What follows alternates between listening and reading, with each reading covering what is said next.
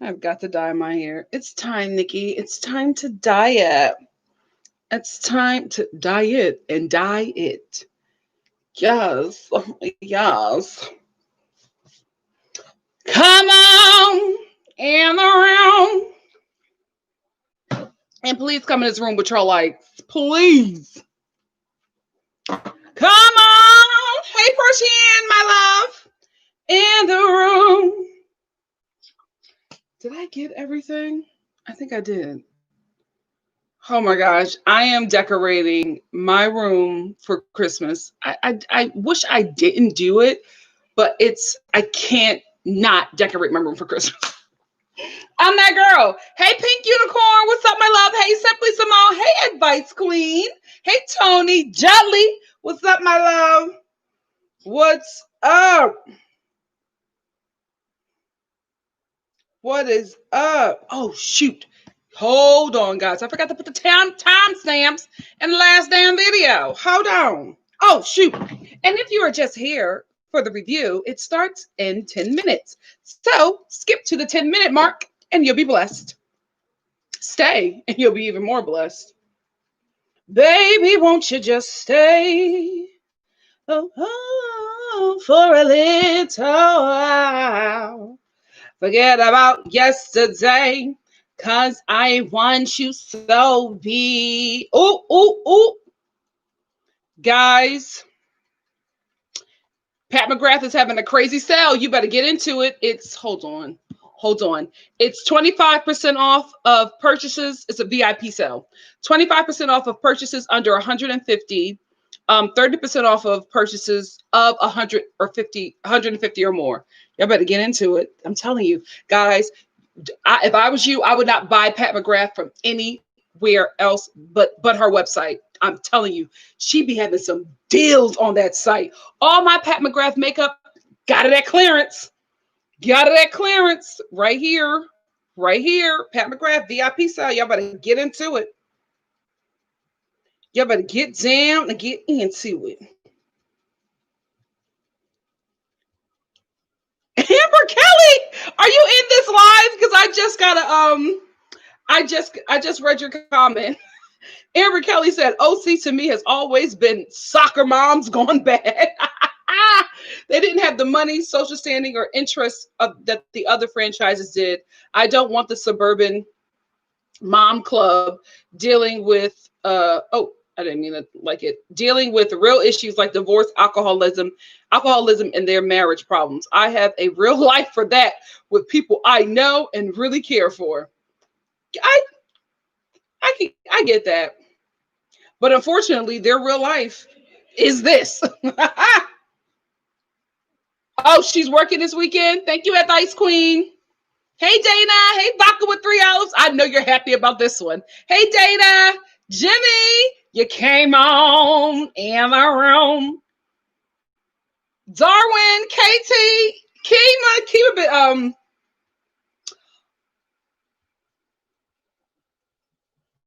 oh no. Oh. If you're into country music, Charlie Pride has died today at the age of 86. He's lived a good life, you know. Oh, you know what? I don't really know Charlie like that, so I could be lying. I'm sorry. I just saw 86 and I'm just like, I would like to get to a good 93, 92. And I'm like, you know what?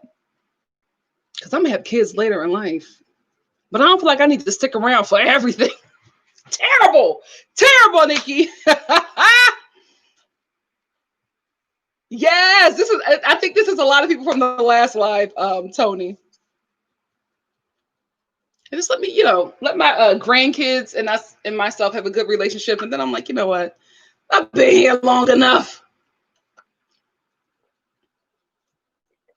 Shout out to my moderators, Pink Unicorn, Black Lavender, Ordered Steps. Hey. Yes, keep the lights up, guys.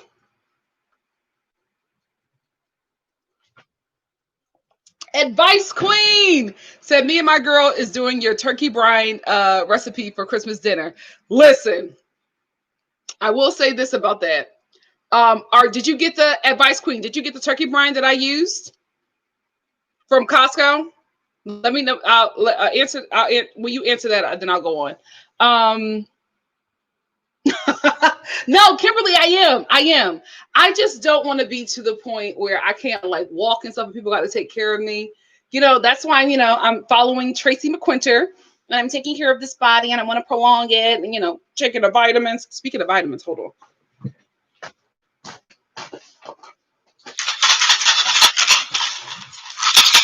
I got my biotin. And guys, this has really been helping me. If you have scalp psoriasis like I do, for me, I didn't have scalp psoriasis until I moved to LA.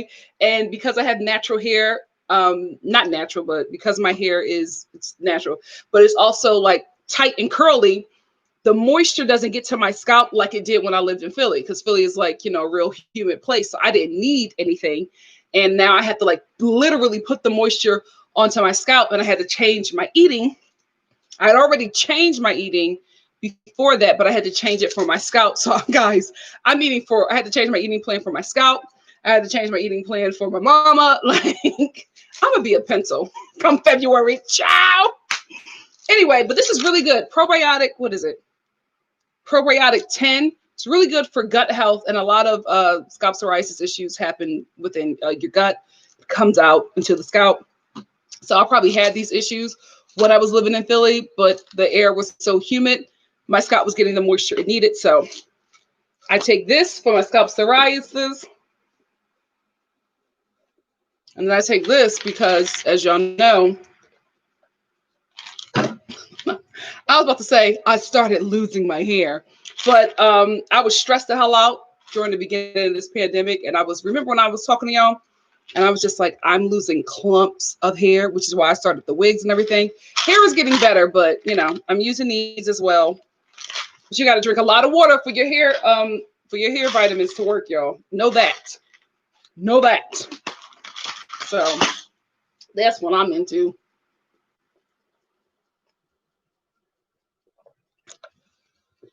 Simply Simone, we are watching that as a family. Yes, Coos Girly, back for another live. Okay, so this is what I will say to you, Advice Queen. If you're going to add anything else to that turkey brine, mix it first, taste it, and see what you want to add or take away before you make a whole batch. Because for me, what I did not taste the brine that I made.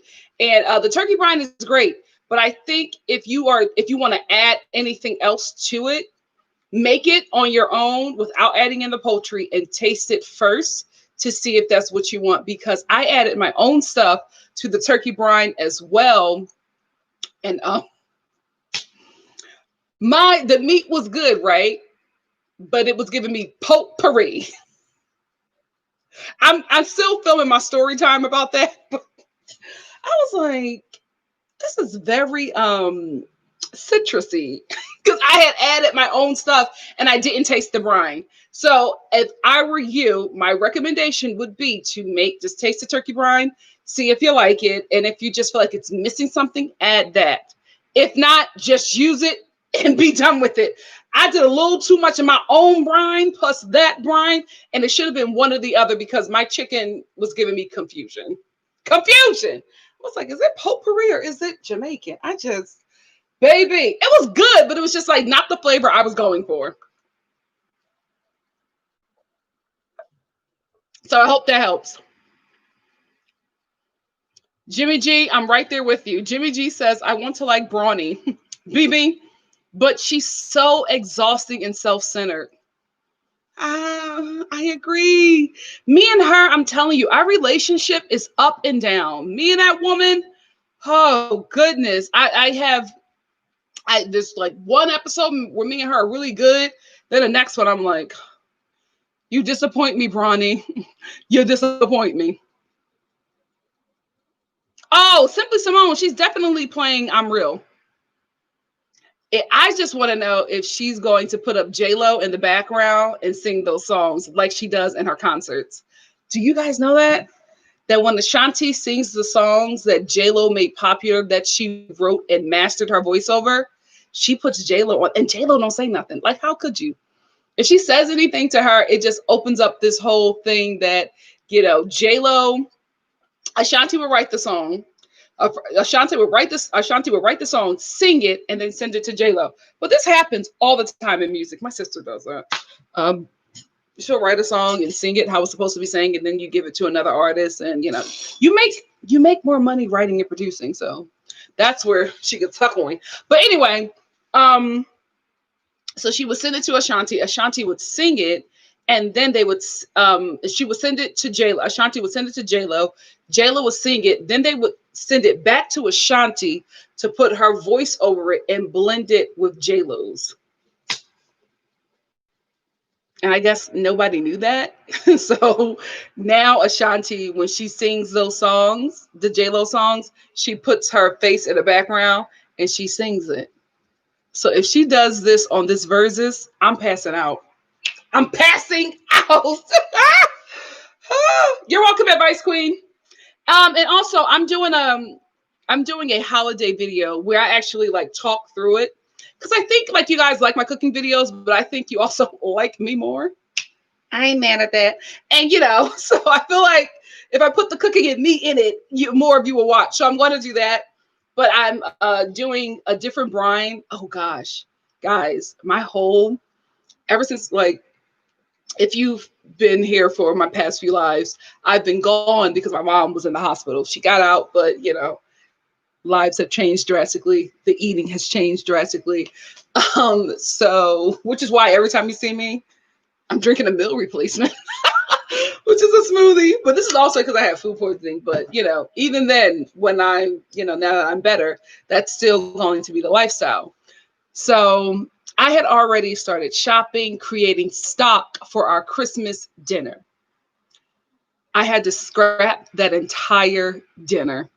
And now we have to make something like extremely healthy, but like, you know, tasty. So I'm doing a cooking video about my new Christmas dinner plan because, baby, what I had before, hell no, it's not going today. We actually had a discussion about it a day ago. Like, what are we going to eat on Christmas? Because what we normally eat is just, we can't do it. We can't do it because like my sister and I, we don't have to change our eating plan, but my mother's nutritionist recommended that we all get in this with her together because it's a lot easier to do when you live in a home with people who support you in this new journey. So we're all doing it. You know, we may eat garbage outside of the home when we're not with her. I'm talking to you, Lauren. But, you know, in the home, all the food in the home is just like we are the Whole Foods produce section.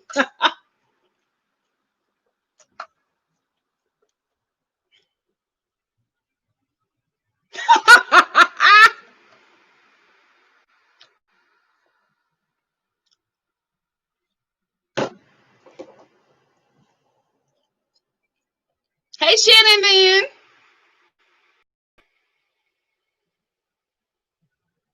Shout out to my moderators. Hey, Order Steps. Oh, that's okay, girl. Do what you need to do.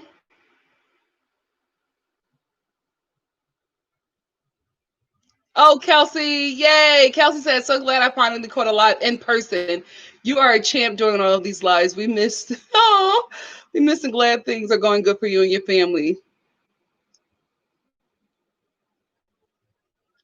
Oh, thank you. Thank you so much. Proceed. I hope everything's working because I'm about to start. All right. If you are just here for the live, beloveds, it starts right. The review. It starts right now.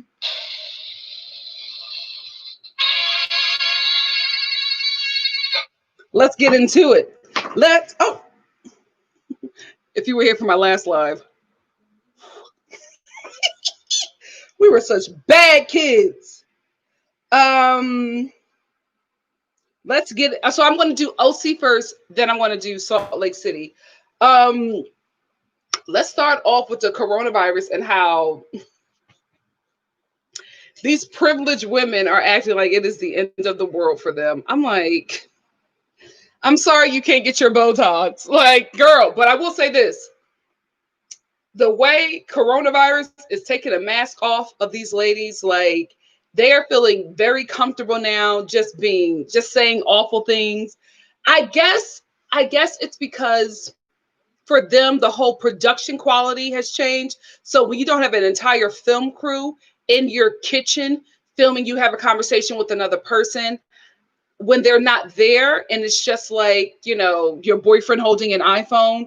It seems very intimate. So you're just really comfortable saying things you probably wouldn't say on camera, and looking a certain way you probably wouldn't look on camera, because now that they can't go and get their little treatments and have a makeup artist come over, we're seeing how they really look on the outside and the inside. And I'm just like, ooh, this pandemic filming is really going to change the cast next season, because I was very sure that all of these ladies were coming back, but now that we're getting like this pandemic footage and just seeing how these ladies really are, and now Braunwyn is starting to call out some things concerning the other cast members. I don't know if everybody is coming back next season. I really feel like the way Bravo was going, it might just be Braunwyn and a new group of girls. So we'll see. We'll see. Who I know for a fact is probably not coming back is Elizabeth Vargas. When Homegirl wrote on her Instagram, they didn't shut down the world during the AIDS pandemic, so why are we shutting it down now?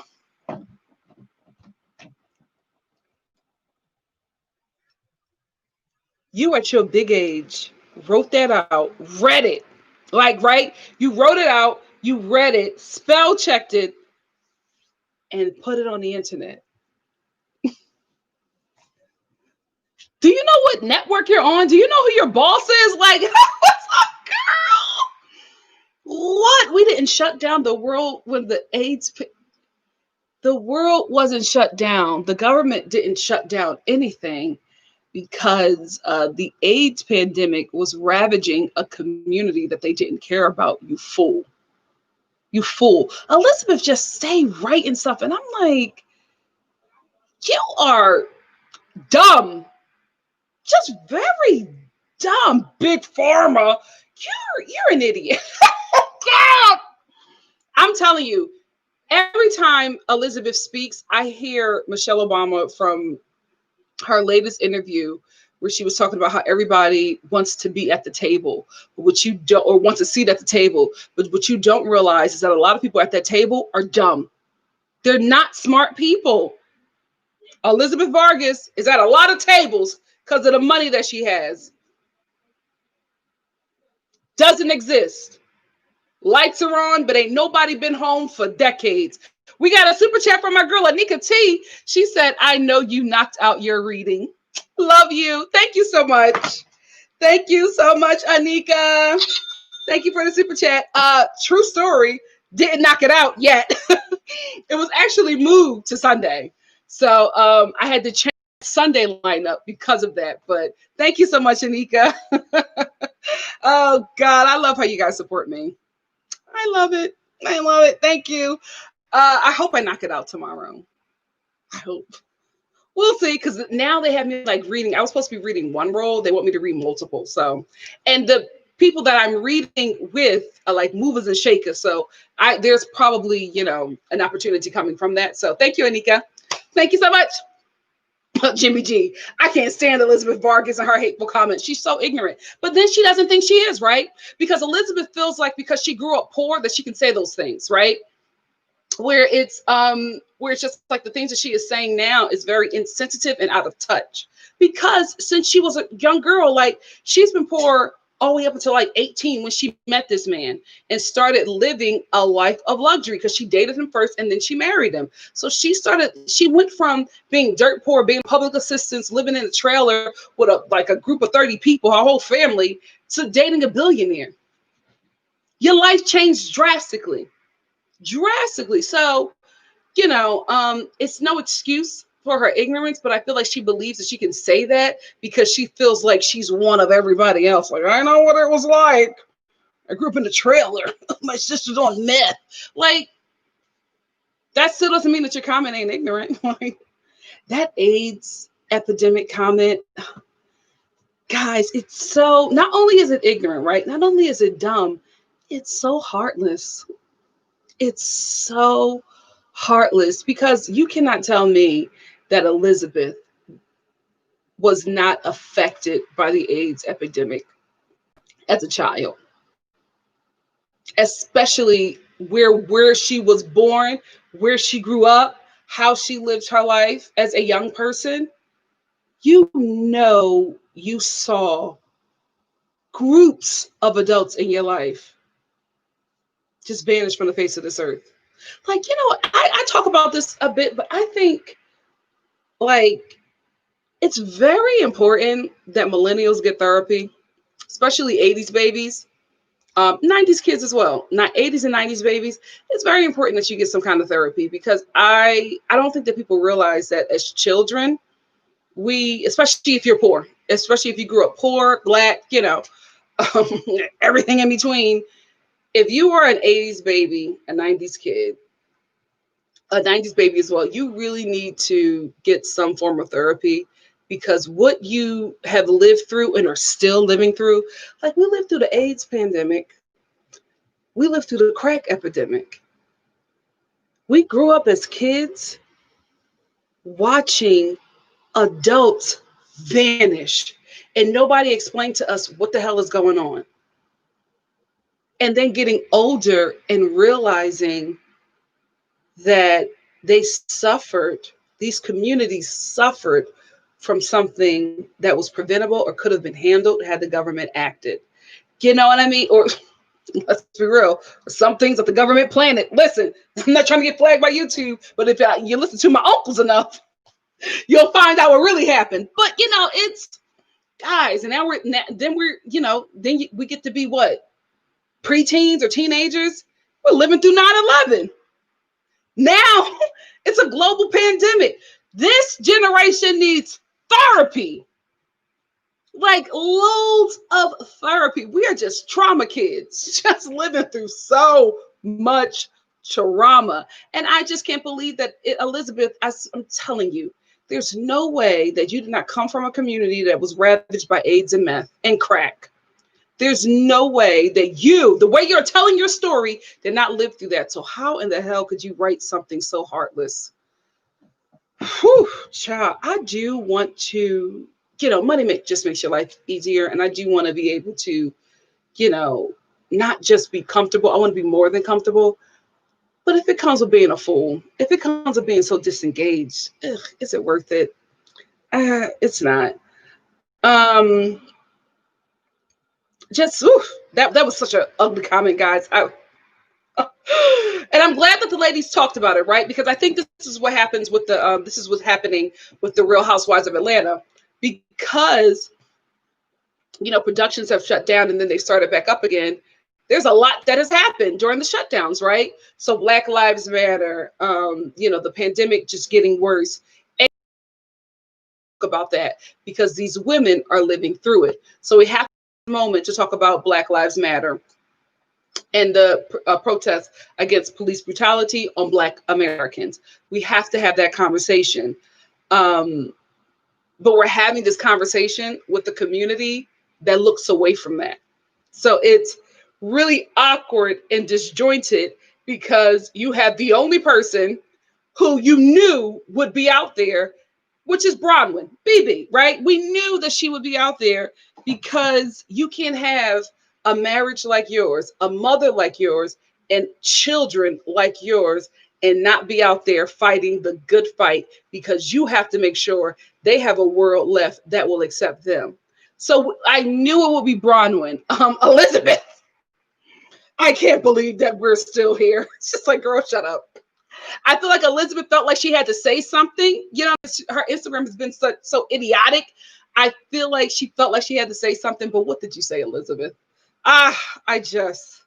This is still happening.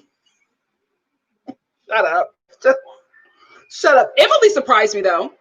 Emily surprised me. I was not surprised that Shannon was quiet and didn't say a damn thing. It's Shannon Bador. I wasn't surprised by that at all. And I wasn't surprised by Gina. I wasn't surprised. You know, like if you follow them enough, if you talk to them enough, you can see how some of these people may think. So it wasn't really surprising, but it was, a little surprising that they addressed it. This show addressed it, but you have to. And I felt like it was real risky to talk about that with this cast, but they did it. They did it, and they got out of it as quick as they could without like being insensitive. So props to them, I guess. I wrote this note. And listen, sometimes I crack myself up. I wrote, every time Elizabeth and Kelly speaks about the coronavirus, a scientist dies.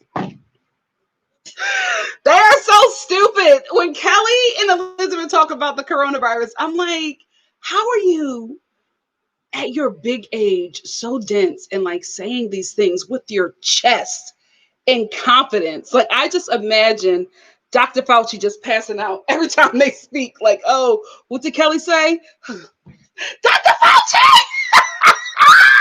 They are so dumb. Oh, this is so sad that you can go along in your life like this and just be so stupid and oblivious willingly, because you don't have to be like, if information is there, you have to willingly turn away from it and reject science, truth, fact. You have to fight that. And this is what they're doing. Oh, so sad. Oh, gosh. Also, Emily made an AIDS comment too. I think she was trying to joke. She was trying to joke or be funny or whatever. But it was just like, Emily, you think that you can only contract AIDS through sexual activity? Oh, Orange County. Just too many soccer moms taking soccer balls to the head. My God, today. There is nothing that is going to separate me from my man.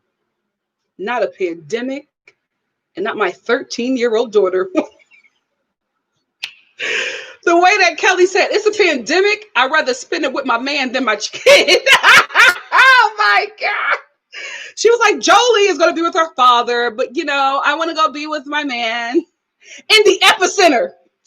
She went to the epicenter of the coronavirus to go spend time with this man. And then was just like, I had no idea I was going to get stuck there. I feel bad for Kelly because I feel like Jolie gonna grow up.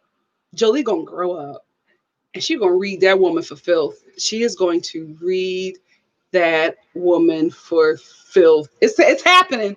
It's gonna happen, Kelly. My God, today. Oh, we just got a super chat from Pollets and Pugs and April Cardona. She said, happy birthday. She said, no, not Dr. Fauci. Happy birthday, Nikki. Thank you, Pollets and Pugs. Love you.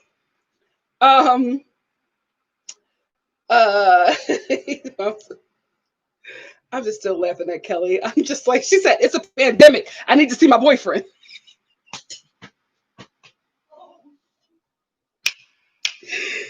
Yes, girl, child, dick over kids any day. Like, the joke says, write themselves. Out of all of these couples, I can't believe that the pandemic couple that's surviving the pandemic is Emily and Shane.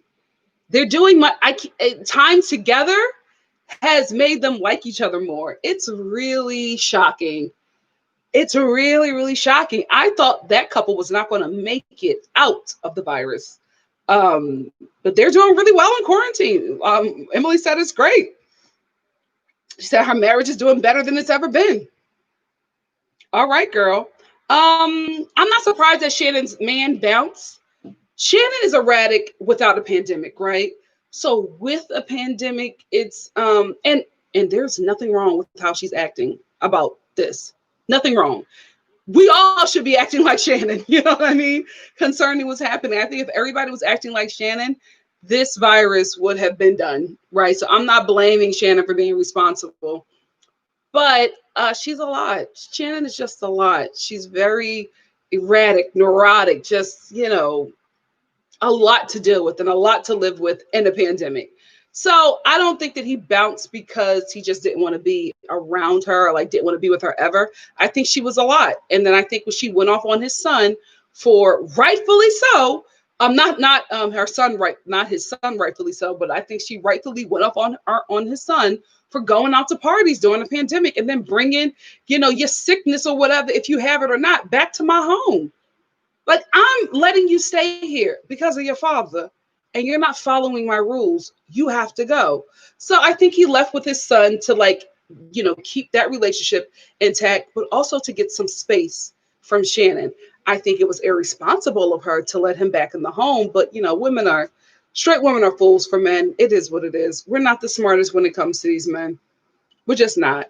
And she don't want to be alone. You know what I mean? Her ex-husband has moved on during their marriage, and he's still with the woman that he cheated on her with, and that woman is 30 years younger than her. You know what I mean? She don't want to be at home, during a pandemic, crying, thinking about the pandemic and thinking about him living his best life without her. She want to be laid up under somebody as well. So I get it.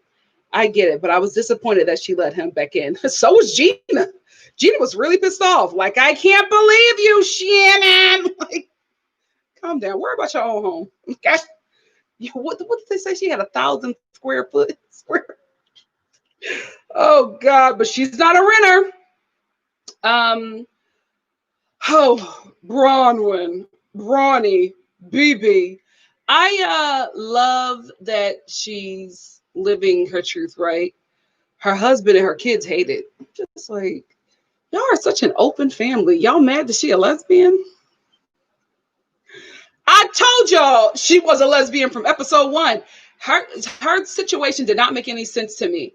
Every year on his birthday, on my husband's birthday, I have sex with a woman, but he doesn't participate. It's just me and the woman. She gay. She been gay, guys. She's been gay, okay? I don't think her family should be mad at her about that, but I think that maybe they're mad that they've had an understanding in a situation, situationship. And I think they're mad that she wants out of that and she wants to live like her life as a lesbian now. And I think her family would have rather her stay in this situationship than go out and branch off on her own. But the thing that's going on with Braunwyn is that she's not drinking anymore. She's not having any more babies. She doesn't have anything to occupy her time to suppress her feelings. So now that she's sober, now that her kids are older or getting older and a bit more independent, she got more time on her hands, and she got a bunch of nannies. So she has a lot more time on her hands than she did before. So what is she doing? And now we're in a pandemic. So what is she doing? She's online. She's in chat rooms. You know what I mean? She's talking to women. She's still feeling a certain way. All of a sudden, she's not desiring her husband anymore or faking desiring him anymore. And she, fell in love with a woman. Let her live a life. Be mad at her decisions. Be mad at how she speaks to y'all and how she beats up on that husband. Be mad about that. Don't be mad at the fact that she's finally living her truth. Like, let's not hate on that. And having said that, her living her true life, her being sober, and coming out of that alcoholism that she's been in for a very long time. And wait, before I get to that, I want to say this. A lot of people are saying, cast members as well, especially Kelly, she's a nut, are saying that she's faking alcoholism, right? I'm not touching that. One, because it's insensitive, unless you have some kind of proof. It's also not true, right? And I'm not saying this concerning Braunwyn, but I'm saying this concerning the fact that people are saying, well, she doesn't look it, or she's just now saying this, but we haven't seen it on her previous season. There are functioning addicts, guys. Let me tell you something. My dad was strung out on drugs for the majority of my life. Only my family knew. You see my dad today, you would have never known he's done drugs. You would have never known, but he was strung out on drugs and nobody knew but the people who were living with him. He was very functioning, still went to work, still was a mentor, still coached basketball games, still showed up for family pictures and family dinners, and nobody knew. When my mom divorced my dad and told people why, had to at some point, right? Everybody, my family, what? Him? Oh my God. So I'm not touching that, because although we don't feel like we can see it, doesn't mean it's there. And I'm speaking from my own personal experience. So you may not think that she's an alcoholic. She may not look like an alcoholic. She may not act like an alcoholic, but I promise you there are more functioning alcoholics than an alcoholic that you see on TV and movies. Trust and believe. There are people who are drinking from sun up to sundown, still running businesses, still being great parents, being great teachers, being your best friend, will go to their grave and you will never know that they can't survive an hour without a drink. Stay woke, mind your damn business. So I just think that's very insensitive and wrong for people to say. However, what Braunwyn is, because of Braunwyn's situation, finally coming out of the closet, being sober now, and not, suppressing herself and hiding her life because, of society. Because I feel like her family would have been, very open. Like, how can this, the poor man's Betsy Johnson be your mother and you be straight? Like, it was weird to me anyway. I'm just like, this is your mom and you're not a lesbian or bisexual or poly? Nope. Like, there's no way that's your parent and you're just straight. Okay. I didn't believe it. But it happens. Okay. Having said that, it does not excuse what she has went through. Does not excuse her being an abusive partner. She's an abuser and she's admitted it. But she tries to, this is my issue with Braunwyn. She does terrible things and then throws in an excuse and to make it okay, right? Yes, you could be dealing with withdrawals and trying to take this whole pandemic in like everybody else, and you lash out at your husband, right? And you hit him. You can't throw the excuse of, oh, the pandemic is stressing me out and I'm detoxing, and the alcoholism. It's still wrong. So my issue is with her. She tries to, the fact that she justifies. Now you can explain what happened. Don't make it a justification for being abusive to your partner. You've been beating on your husband. You are wrong. You're an abuser. Your husband is in a toxic relationship with an abusive partner. Just because you are tiny, white, and blonde and come from privilege does not make it any less of abuse. You're an abuser. And I don't know if you physically abused your children, but you have verbally abused your oldest daughter. We have it on camera. That's the thing. You are very outward with, I'm a lesbian. I'm out now. I was living this way in my alcoholism. Let's talk about how you beat up on your husband. Thank you. And abuse your children. Let's have that discussion as well as we talk about this new woman that you have become. Are you going to therapy for that? That needs to be talked about as well. It's not an excuse, you being suppressed. And I think what she does is she throws that out because she knows that we'll have, like, people with hearts will have sympathy for someone who's been living a closeted life, or sympathy for someone who's been dealing with an addiction. I should have locked the door. So that's why I think she throws that out for us to be like, oh, she punched Sean in the face, but she was suppressing who she is. That's not an excuse. I know a lot of gay people. I know a lot of addicts who are not beating up their partners or verbally abusing their children. So you can't, that's not a good excuse, mama. You don't have one. Sometimes you can have a lot of issues and just still be an awful person. How you talk to your daughter, how you treat your husband, absolutely abusive. That needs to be addressed as well, not just you coming out and the alcoholism. Stayed on that subject a little long because I needed to make sure that that Bronny and the fan base knew where I stood with that. She's an abuser. And you know what? And I don't understand why the show isn't taking that serious as well. Because normally when they do topics like that, they have something on the screen after the episode to talk about abuse or suicide or any kind of, addiction struggle, or even with Black Lives Matter, they would do something. But you're not doing anything when you literally have a cast member that you are paying to show their lives, show you that they are beating up on their partner. The show's responsible for that as well, because you're putting this out and you're making it seem like it's okay. Address that as well. Elizabeth is not my favorite. Absolutely not. She is not my favorite. However, I do not agree with Braunwyn Googling her life to see, check on her finances and her marriage. Like, for what? Like, why are you doing that? Why does that need to happen? There's no reason. You're living through a whole global pandemic and dealing with your alcoholism, and you take time for beating your husband and verbally assaulting your kids to Google Elizabeth's life. For what?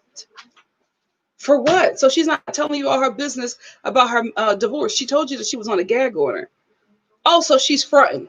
She's stunting by saying she has all of this, money. You were stunting by saying that you had a happy home.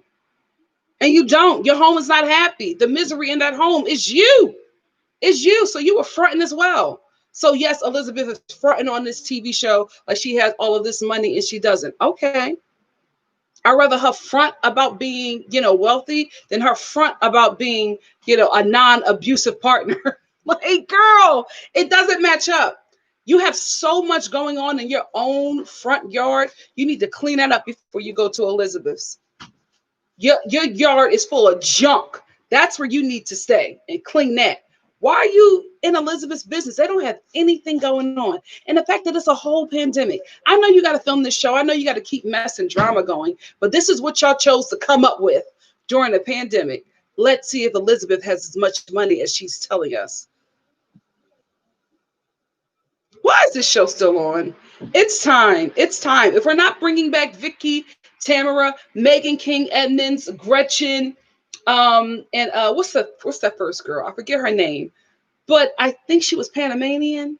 Joe. If y'all not bringing them back, get rid of this show. It's not good. It's not good, and y'all not. I just feel like everybody on this show, from the cast to the production, just phones it in. Just throw Bravo something every season and we get this garbage. It's time. It's time to move on. It's time. Let me just wrap them up so I can get to Salt Lake.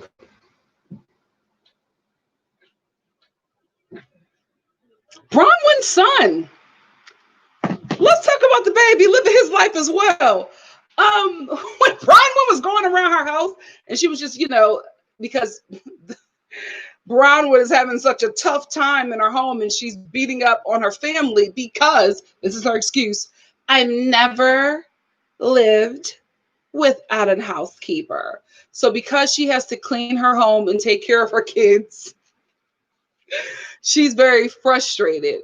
So there is this scene showing her, showing the viewers that she doesn't know how to wash clothes or clean dishes, and then she, is probably going to blow up that family home because we see her try to wash a toaster oven.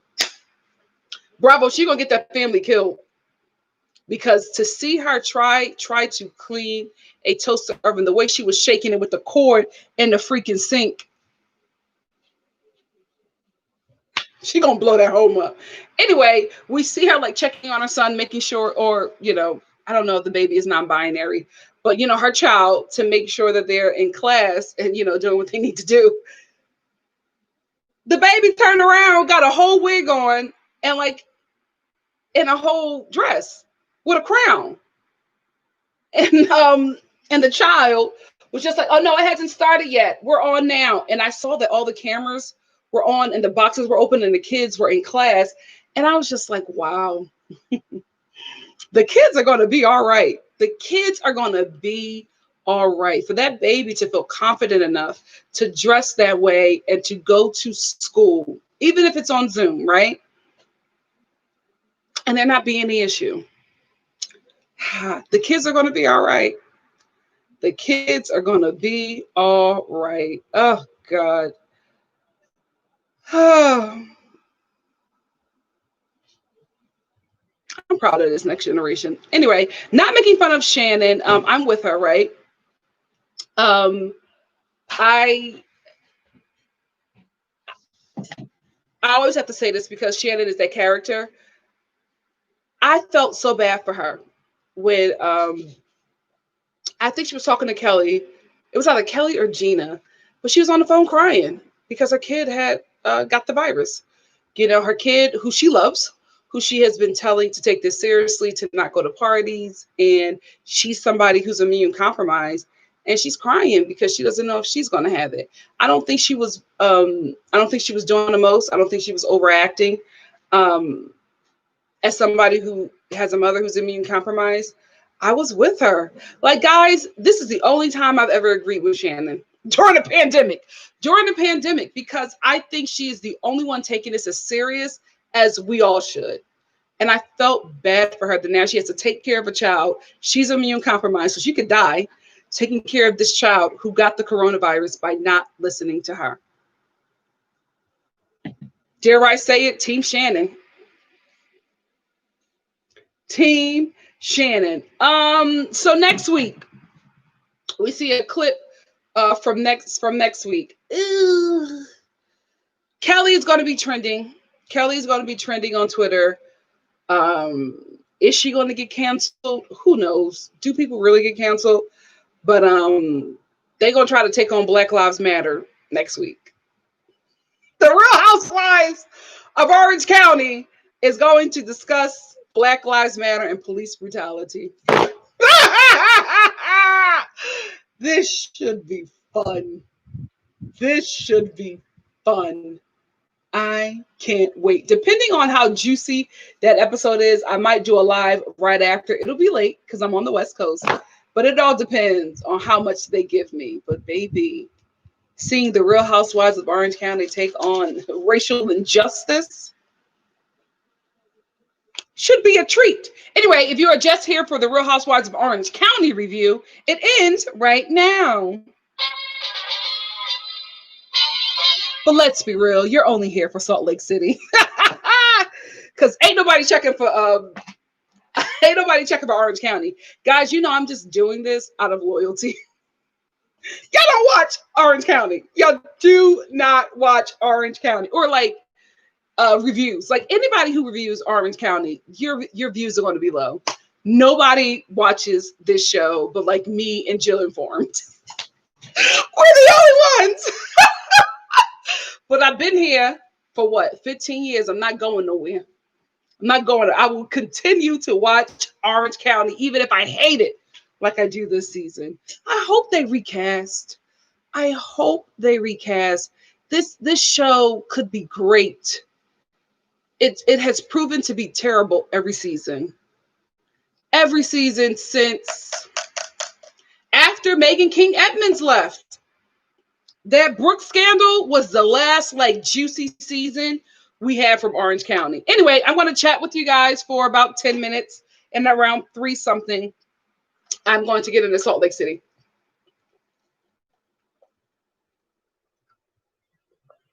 What? Gina Maxey said Emily's husband Shane put the toilet seat in the shower. Why he yanked the screws out? Thank God I didn't see that. That is gross.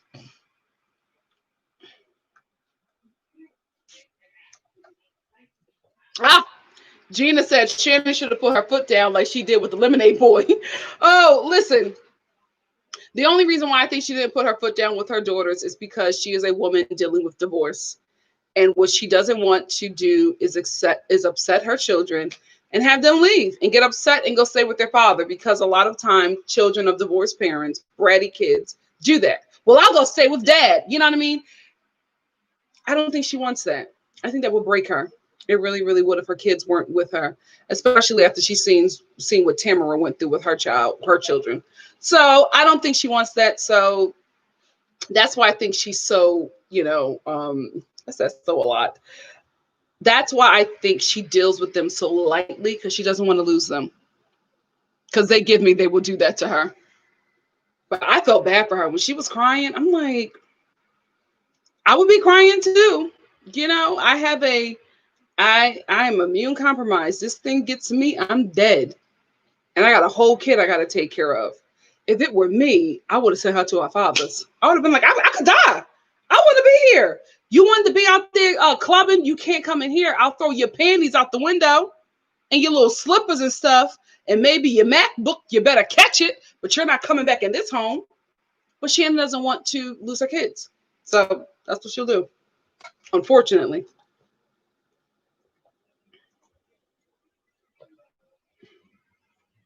Yeah, I know y'all only here for Salt Lake. That's why I put Orange County first. Y'all gonna love my girls. Me too, Jimmy G. I now hate watch OC.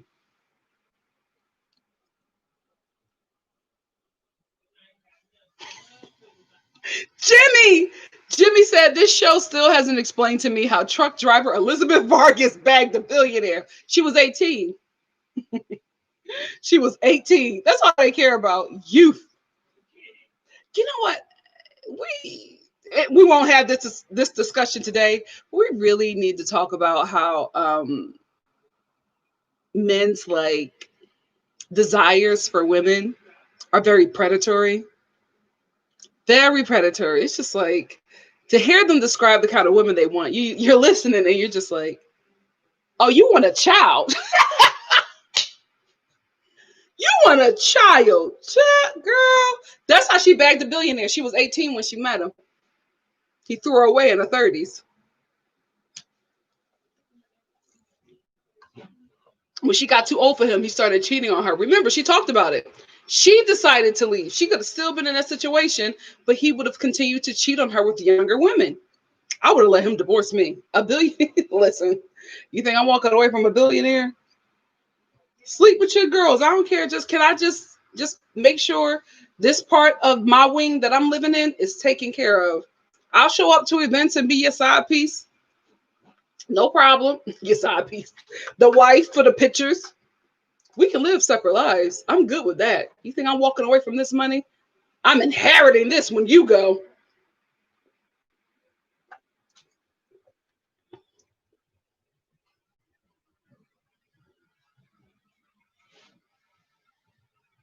Proshian, I hear you. Proshian said, I don't watch OC, but I think it's good for people to watch how ignorant some of these rich people are. We shouldn't be idolizing them, except Beyonce. Come on, Beehive. Black Lavender, that child wouldn't come in my house. That child would not come in my house. You want to be grown? You don't want to listen? Deal with it. Deal with it. Go let your daddy deal with that. And his little young girlfriend. Let them two deal with that. You're not coming in here. I told you what the rules are. You don't want to listen? Go stay with him through this pandemic. You're not coming in here. Period. Oh, Miss Brown Sugar, they will definitely do that. Pull that. I'll go stay at Dad's card. Absolutely.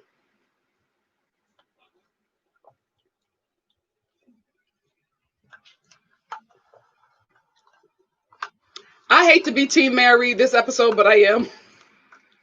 Mary's awful, but Jenn,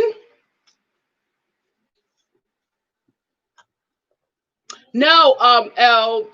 Tom Girardi isn't a billionaire. Tom Girardi, he got money, but he's not a billionaire. Elizabeth's husband was a billionaire when she met him. He's still a billionaire.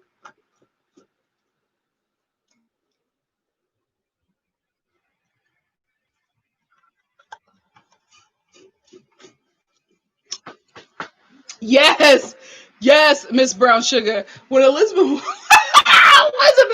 I grew up a poor Mexican girl.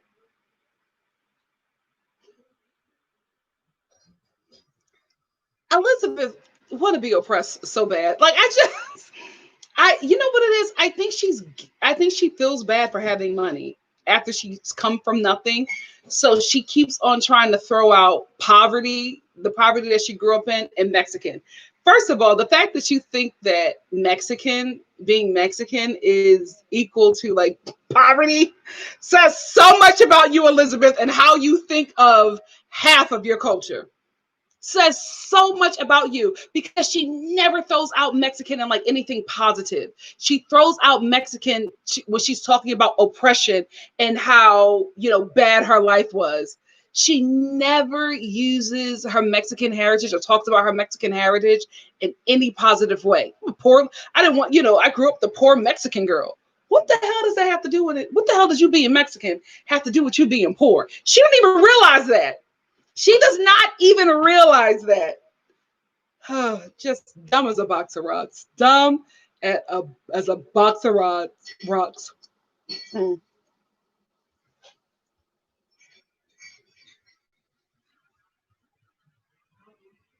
No, Elle. Eric is not. Erica did not marry a billionaire. Tom he works for billionaires, right? He works for billion-dollar companies, excuse me, as a lawyer. So he gets, you know, good settlements, but not enough to be a billionaire. And they are getting sued for a lot of money because they stole, well, allegedly, Erica and Tom, Tom stole funds to take care of Erica's, you know, high price demands and his, you know, lavish life, to pay for their lavish lifestyle. But they stole funds from a fund that went to help people, the family of people who died in a plane crash. And that was a client, the people who own the plane, let's say just say Boeing, was the client that no, not Boeing. The people who owned the plane, Eric, I'm mixing up names. The people who owned the plane, Tom sued on behalf of the families of the people who died. He took the money that they won and spent it on him and Erica. Allegedly, this is what the case is about. So hopefully they talk about it next season, but I don't think they will. Oh, talented funds, no. Hopefully they talk about it all her season, but I don't think they will, because, you know, the White Housewives get to do whatever they want, unless you're in New York. Jimmy G, Kelly and Elizabeth talk about being Mexican to try to deflect from their racism. Yeah, that's exactly what it is. To be like, oh no, I can say this. I'm Mexican. You are passing, and you know that. You jump in and out of Mexican when you want to, when it benefits you. You're a white woman when you want money and access and privilege. You're Mexican when you want sympathy or when you want to be excused for racism. That's exactly what it is. Oh no, Tony, Jiggy died. Can we be real? Jiggy been Nikki. Jiggy's been on his last legs for a long time. Vanderpump was keeping that dog alive, and that dog has been ready to go to that dog was going to heaven, and he has been ready to go for a very long time. And Lisa just kept that dog here unwillingly. He was tired of wearing them bow ties everywhere. He was like, God, take me now. I'm done. I'm done. Ashanti tested positive for what, Tracy? Oh God, I'm so selfish. I just thought, are we still gonna have a versus? Ashanti, put her in another room. I want that girl singing. Prochian Brandy Glanville's storyline will be Denise. It'll still be Denise. Oh yeah, Afro Curleton. Kelly's dad is Mexican. Mexican man, you are just like you black men. You gotta be, yes, stop impregnating ignorant white women because they raise kids like this. They raise kids like this. I said ignorant. There are a lot of cool white chicks out there who have, you know, multiracial and biracial babies. But unfortunately, there's a lot of Mexican and black men who are impregnating the ones who shouldn't be carrying biracial seeds. Just learn from this. You know what, y'all guys, please don't tell me. Oh my gosh, so are we not going to have a versus? Hold on, y'all just stress me out. I'm about to start Salt Lake. Ah!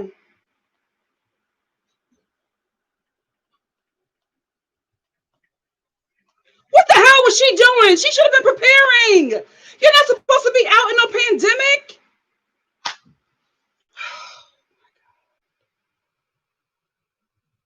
Damn it. It's canceled.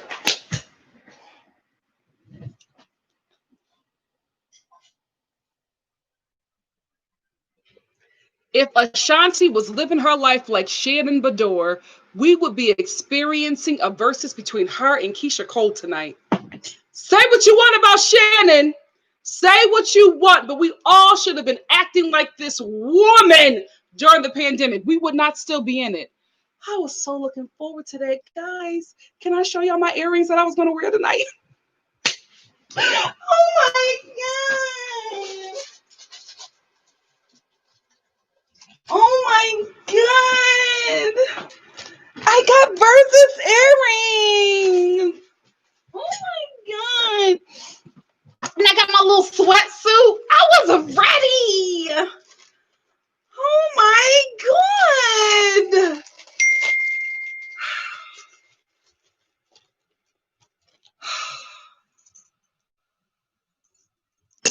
And I'm real. The way you walk, the way you talk. And I can't go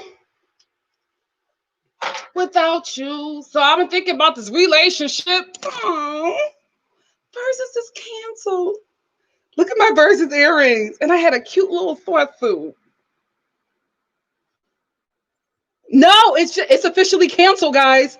They ain't trying to figure it out. It's canceled. I just looked on Revolt. Oh, wait. Jesus, this earring. Oh my God. No, Versus just said it's canceled.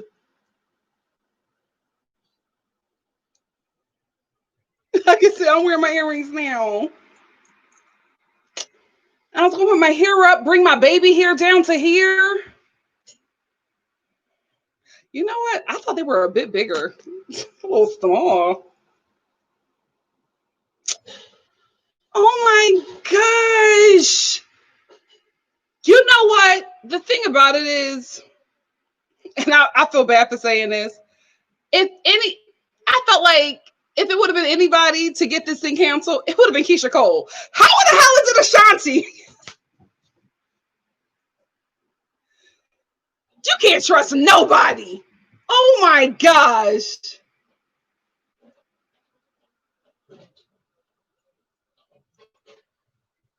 Yeah, Paulus and Pugs. That happens too. My people do that too. My people do that too. It's, to be honest with you, being a dark person, like a melanated person, in America is it's a civil rights movement. You know what I mean? Just being dark. It's like an act of revolting against society.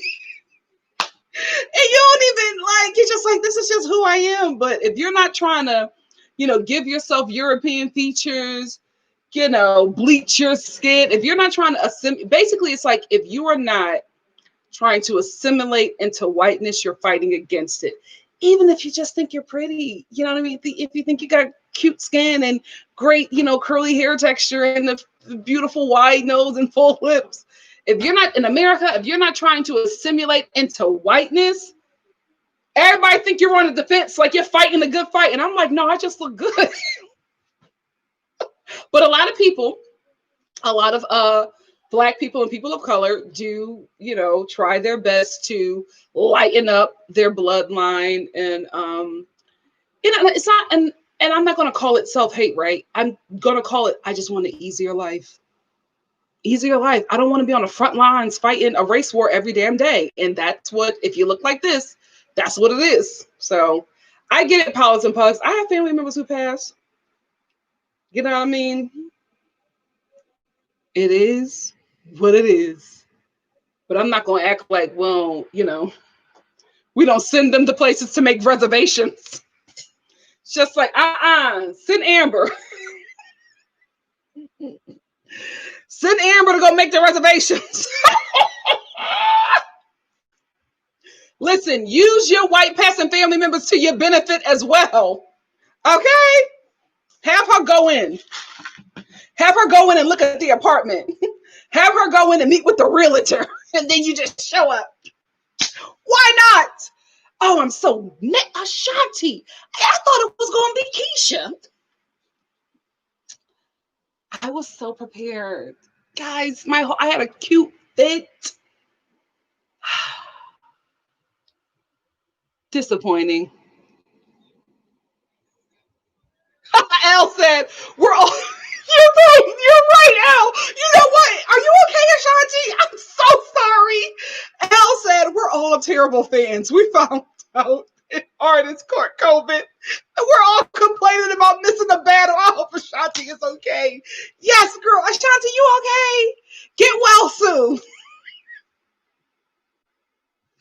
Get well soon. But I have been so looking forward to this versus. Oh, goodness. Get well soon, Ashanti. Get well soon, girl. Oh, darn it. Shannon and Van, like, listen, let's be real. If anybody would have got this canceled, I would have assumed it was Keisha Cole. Ashanti threw me for a loop. Oh, gosh. Well, you know what, Tony? The reason why they didn't do it, they didn't want to do it virtually, is because Brandy and Monica had the highest views out of any verses, because everybody wanted to see them interact. Everybody wanted to hear them sing, you know? And so I think that's why they're doing it this way now. Because I definitely want to see Ashanti talk about her songs and, you know, have Keisha chime in and have them sing. And oh God, again, Ashanti, speedy recovery, sis. This is nothing to play with. I'm so sorry.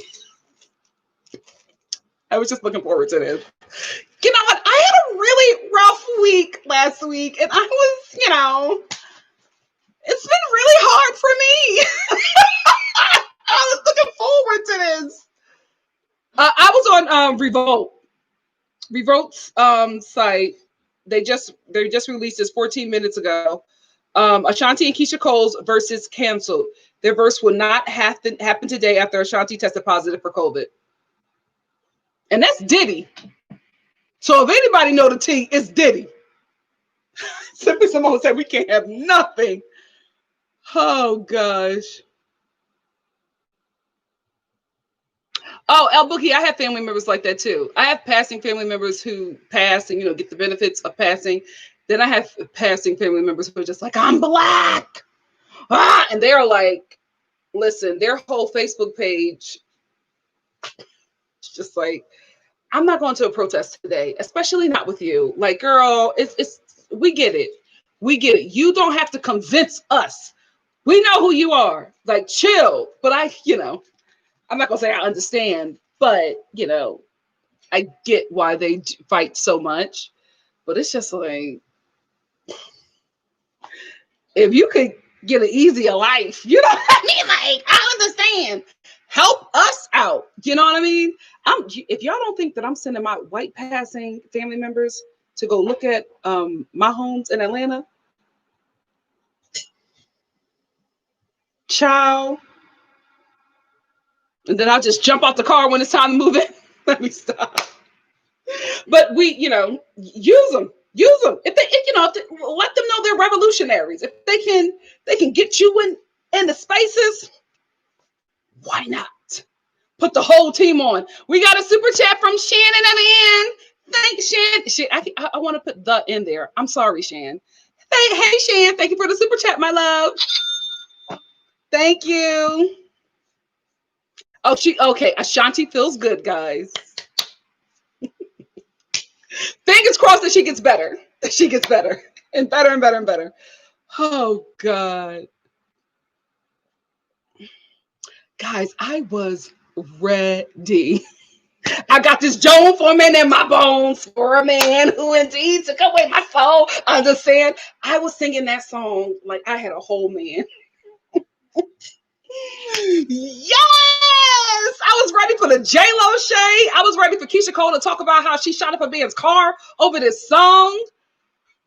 Oh, man. Unfoolish? Yo.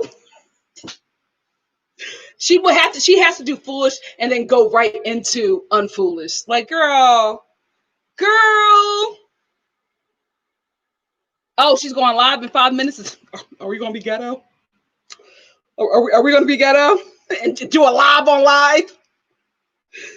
Oh gosh. This is gonna be a long live because why in the hell did Ashanti do this to me?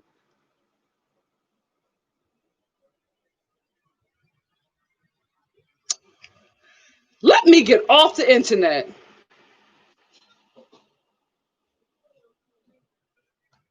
Ashanti, this is her message. Hey y'all, she's from New York. Hey y'all, I can't believe that I'm saying this. Is her voice that deep? Hey y'all. That's Philadelphian.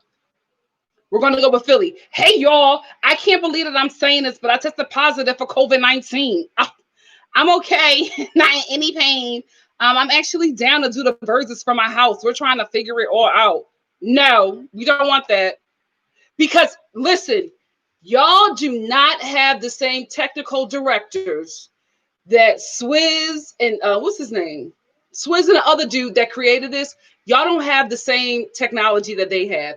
Every other time that you artists have been responsible for, the technical work to get these lives together, it has been a nightmare. Leave it up to Swizz and the other guy, the one that does all of those songs. Leave it up to him. Leave it up to them. Please, Ashanti, I don't want your mom trying to figure out the internet connection when we're trying to hear baby, baby, baby, baby, baby. Oh, baby. Oh, Murder Inc. Oh, I want to love you, babe. Oh, Ashanti. Oh my God. I don't want you doing it, mama.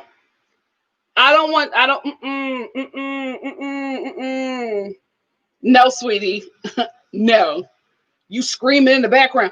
Wait, no, my password is. No, leave it up to Swizz and that other dude. We can never have nothing nice. Tracy, I will say this. Teddy Riley, that versus was a mess, but I was in tears. Timberland, thank you. In tears watching that versus. It was hilarious. Hilarious. Prochian said, if you have COVID, why would you be trying to sing? Exactly. You need your lungs to be testing right now. You know what? This is the one thing that's so funny about these lives. You don't know what's going to happen. I don't think that anybody who came here to watch Orange County, to watch Orange County would believe that we would be talking about this right now. If there is a soccer mom in here from Utah, girl, welcome. You gonna learn about Ashanti today, girl. Oh God. Yeah, it's too much. It's too much for her to try to do something right now. I'm so disappointed. But I hope she gets okay. I hope, I hope the best for you, Ashanti. Oh my God. I was ready. Look at my earrings. I look so cute. And I was going to bring my baby here down to here. I was going to have my little, y'all know, one of these. I was going to have my hair pull up. And I got these cute little sneakers. I was ready. The only thing that's missing is my baby fat jacket. That is too small for me. Okay. But I was still going to rock it. It's back in Philly. My baby fat jacket with the fur collar. You couldn't tell me nothing. Guys, let me tell you something. You're meeting me now as a professional, but baby, NikkiStar was a ghetto teen. Ghetto. Baby fat jackets with the fur collar, door knockers. I miss being a kid. It was so much fun. Timberland boots that was too heavy for me to walk in, but I still wore them with my Gap boot cut fitted jeans. Oh, enjoy it all. Enjoy your teen years, guys. It goes by so fast. Oh gosh, thank you, Tony. Oh God, yeah, Christine. I'm like, here we are. Here we are. Listen, new people. You're gonna learn. You're gonna learn about Ashanti and Keisha Cole. Simply Simone said, I am not trying to deal with one of them having Metro PCS Wi-Fi. Listen, no, we're not going to telly Riley this live. We have been looking forward to it. Yes, Keisha got some. Oh my gosh. All I need to hear, listen, if they had this thing set up and Missy Elliott walks in with the new Keisha, I understand why you want to try. I take a wait, take them at home late at night. That is my hiking song. Like when I'm hiking and I feel like I can't go any farther, I throw that on, and as soon as I hear new Keisha, I get a new life. I'm like, yes.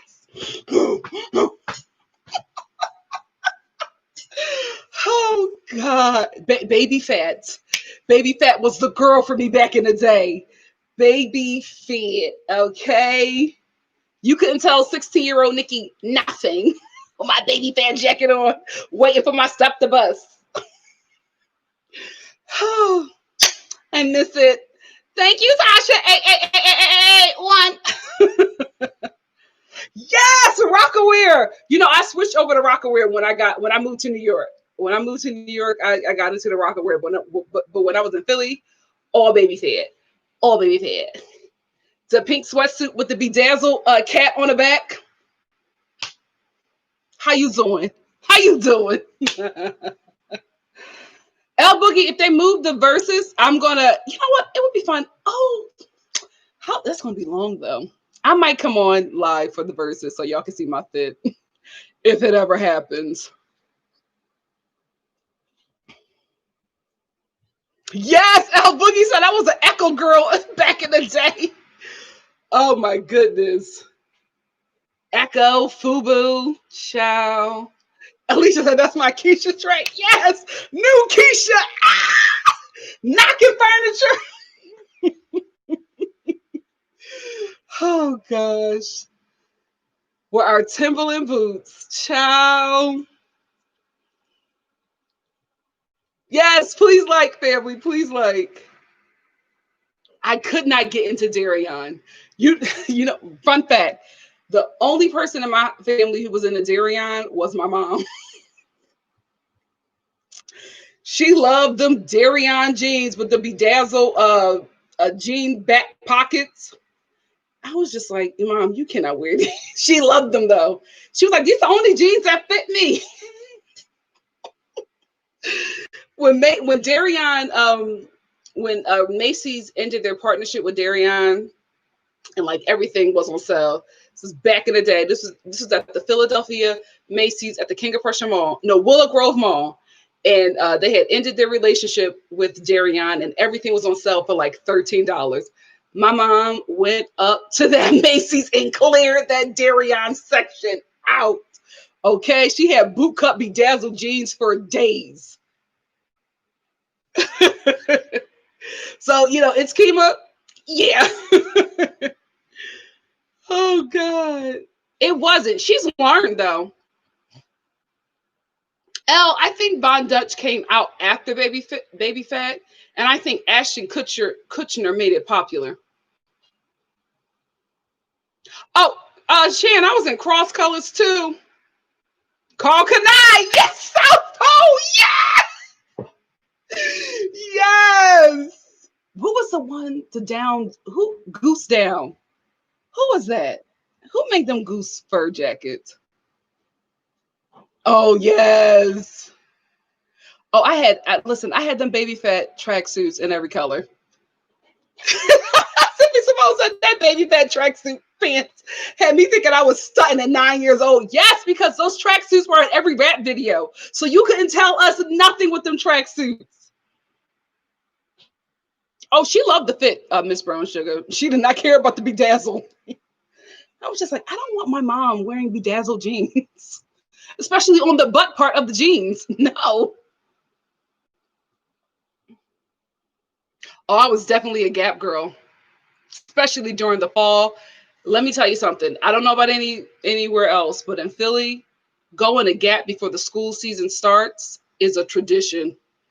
It's I don't know if it's still going on now, but back in the day, back in the 90s, you were at the Gap when it opened, getting your back to school fit. Guys, let's age ourselves. Do y'all remember when Gap used to release fall, like fall sets in one color? Do y'all remember that they would normally, I would always get it in orange. They would come out with the orange hat, the orange gloves, the orange jacket with the orange book bag. Do y'all remember that? I had that whole set, and I would wear that with my what sneakers were they? New Balance. When New Balance had those multicolored sneakers. I was really Punky Brewster as a kid. I would wear that orange fit because that's like back in the 90s, Gap used to release fall clothing. It was like everybody got it for back to school. I would get it in orange, then I see some chick in the hallway wearing it in pink, then another chick wearing a whole set in blue. I had the Scully with the gloves that were all like one finger. Like it wasn't like separate fingers. It was all one finger and a thumb. And then they had the scarf. I would get the scarf with the orange jacket and the orange book bag. And that was my first day of school. That's what, like in Philly, back in the day, your first school set, your first back to school set, Gap. Oh, it's Kima. You got money. Miss Juicy Couture. Yes. Perry Ellis. Yes, me, not me. 2008 apple bottom jeans. Boots with the fur. Come through, Alicia. I will say this. Is apple bottom still around? Because Nelly made some good jeans. They were good jeans for curvy women. Who's a Canadian company? North Face. Yes. And Triple Down Goose, Miss Brown Sugar. Yup. Oh, it's Kima. The apple bottom jeans give you a butt. They were really, really good.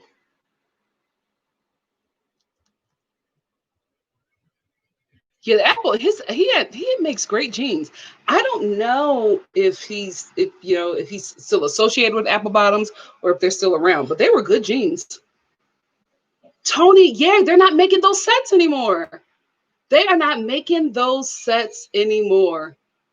Yes, it's Kima. Which Gap commercial? It's Kima said the Gap commercial sold me. I had the whole store. Was it the Gap holiday commercial? How would they start? Give a little bit. Give a little bit of my love for you or to you. And you would just see people putting on the gloves and the hat with the scarf. And I was like, I'm getting it. I'm getting the whole set. Show up to school ready at the bus stop freezing because the jacket is too thin for Philadelphia weather, but it's the first day of school. Hey. Where you go this summer? Dorney Park? Me too. And Great Adventures. Oh, gosh. Enjoy it. It goes by so fast. Oh. That's where you all went. Elle said, yes. I had a little Gap terry cloth short and jacket set like the one J-Lo had in the I'm Real video. Yes. Gap fleece. Come on. Y'all know. Elle, you better remember those Gap days. Y'all know, Pro Sheehan said my family was an Old Navy family for back to school. Those commercials were everywhere. Yeah. Gap and Old Navy had the best marketing back in the day. I don't know what happened. They had the best holiday marketing back in the day.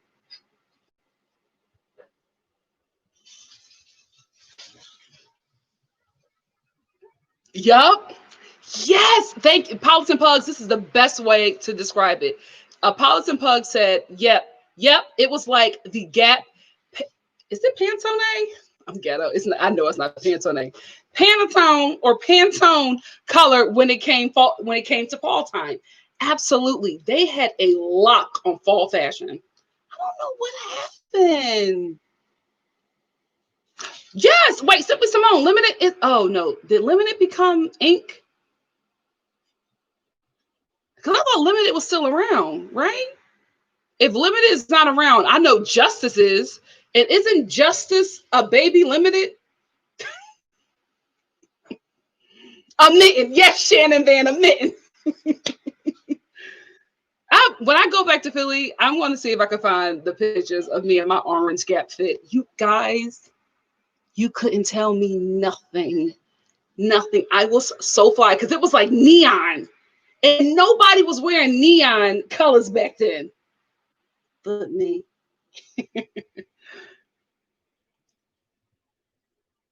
What?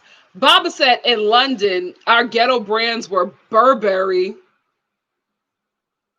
North Face, Superdry, and Nike. Where did you grow up? The Palace? Girl! Burberry was ghetto? Child. Elle said, I worked at Gap while I was in college, and anything with the Gap logo on it sold out fast. Yep. It's like a classic brand. Baba, Juicy Couture, when it first came out, was like, that's what all the, girls that lived in a better neighborhood wore to school. Then out of nowhere, it just became very ghetto. I think the minute they started selling to like Marshalls and Ross and TJ Maxx, that's when it just became like, oh, this is, the poorest can have it too. So before it, you couldn't really get that unless you went to like a Bloomingdale's. Then they started selling their overstock to Marshalls, and that was it. L Boogie said there was a time in like 7th grade when Coach, do I still have them? Guys, Coach purses were it. Coach purses, Coach jewelry, like every girl, in what grade was it? In like the 7th grade, yep, got like a Coach necklace. I remember I got a Coach necklace, a Coach purse, and I got Coach sneakers. Couldn't tell me nothing. It couldn't tell me nothing. My teacher was like, stop bringing that purse to school. Because I would bring it instead of the book bag, and I'm trying to stuff everything into the purse. Those were the days. Those were the days. But it was like a rites of passage back in the day to get like a Coach necklace and like some kind of Coach item, Coach or Tiffany's, some kind of item like that for like when you turn like 13. Like that was like, it was like the black bar mitzvah. The bar mitzvah is for the girl. Y'all know what I'm talking about. It was like that. That was all like coming of age. You're of age now. Here's a Coach necklace or a Tiffany's bracelet.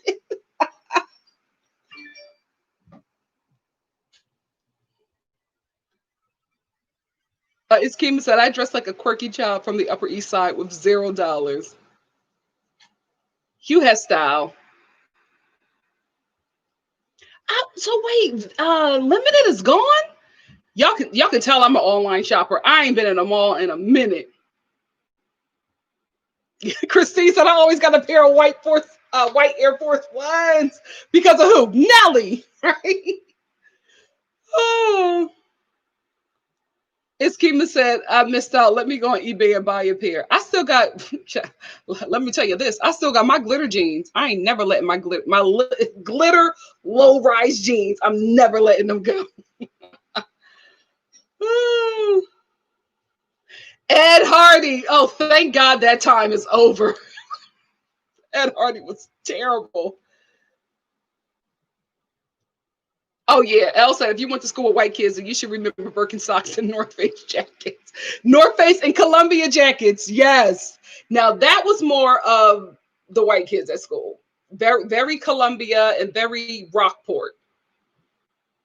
It was just like they were all, like when you went back to school, everybody had on like Gap, Carl Kunai, Fubu. What other brand?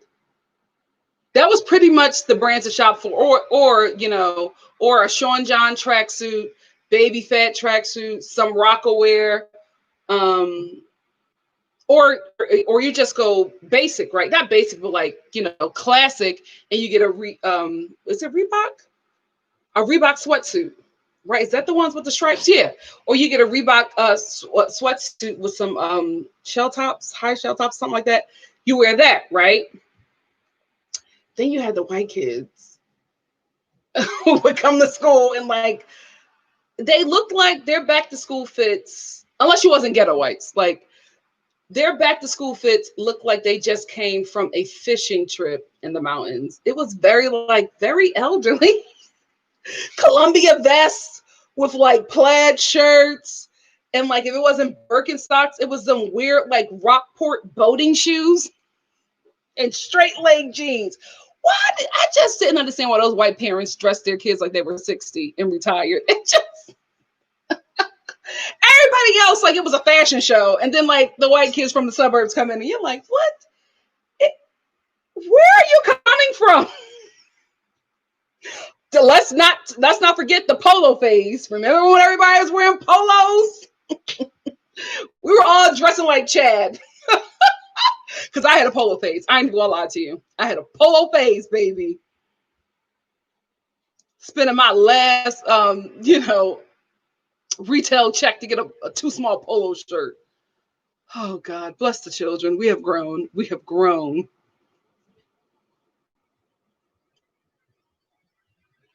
Oh, Alicia, really? Alicia said, I think that apple bottoms are Fashion Nova now. No, because they're not owned by Nelly, unless Nelly sold it. He should not have. Those were great jeans. And Ed Hardy. Oh, the Italian boys loved Ed Hardy in school. Italian American. Loved Ed Hardy back in school. I'm like, why are you wearing bedazzled muscle shirts at 15? What is going on? What is going on?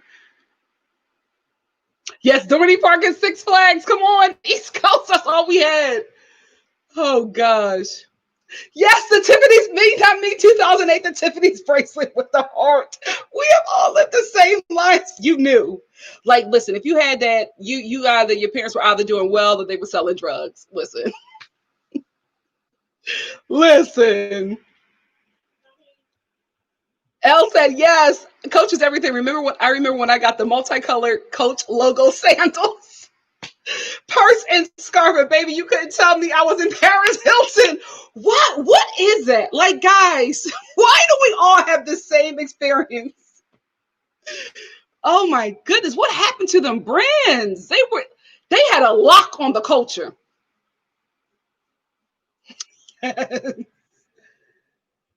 El Boogie said we used to wear the Coach tags like our belt loops. Turns out you can also get those for free as a color sample. Yes, Taj 820. We're actually about to start. We're a little late on it, but we're actually about to start Salt Lake City. Tracy said, I begged my mom for Tommy Hilfiger so I could dress like Aaliyah. Yep, I forgot about Tommy. Do y'all remember when Ralph Lauren had us all dressed in patriotic? Ralph Lauren had us all in red, white, and blue for years. Years. Had us looking like we were about to go train our horse. Elle said, yeah, I wore Juicy for a little while. I never had Juicy on my butt, though. My sister had a Juicy Couture page with those sweatsuits on her butt. And my mom was like, what are you advertising? Oh, this was fun. I'm glad you're okay, Ashanti, but you took us down a road. You took us down memory lane, and it was good. Yes, Stephanie, that monk fruit is everything. I love it. It's like sugar. There's like no aftertaste or anything, just a sweetener. I love it. I got a big bag from Costco. I was just looking for a sugar alternative, never tried it. And then last night I gave it a shot and it was delicious. And you don't need to use a lot. Oh, Gap. I used to work at Gap, 34th Street Gap in New York City. What's good? What's gooey? Their jean quality, A1. I don't know any other company that has better jeans for women. For women. Oh yeah, my cousin was the same way, Miss Brown Sugar. Miss Brown Sugar said I didn't have anything fly, name brand, really when I was younger. Catholic school from K through 12, and my parents were adamantly against labels and no extra, but that's a better excuse. Yeah, my cousin was the same way. She hated it. She hated it because it was like, it was the big thing in Philly to go shopping for your back to school fits. And my cousin was just like, I'm not getting anything. But when she could be fashionable, baby, she did it. Oh, the Limited went out of business. Thank you, JJE. I didn't know.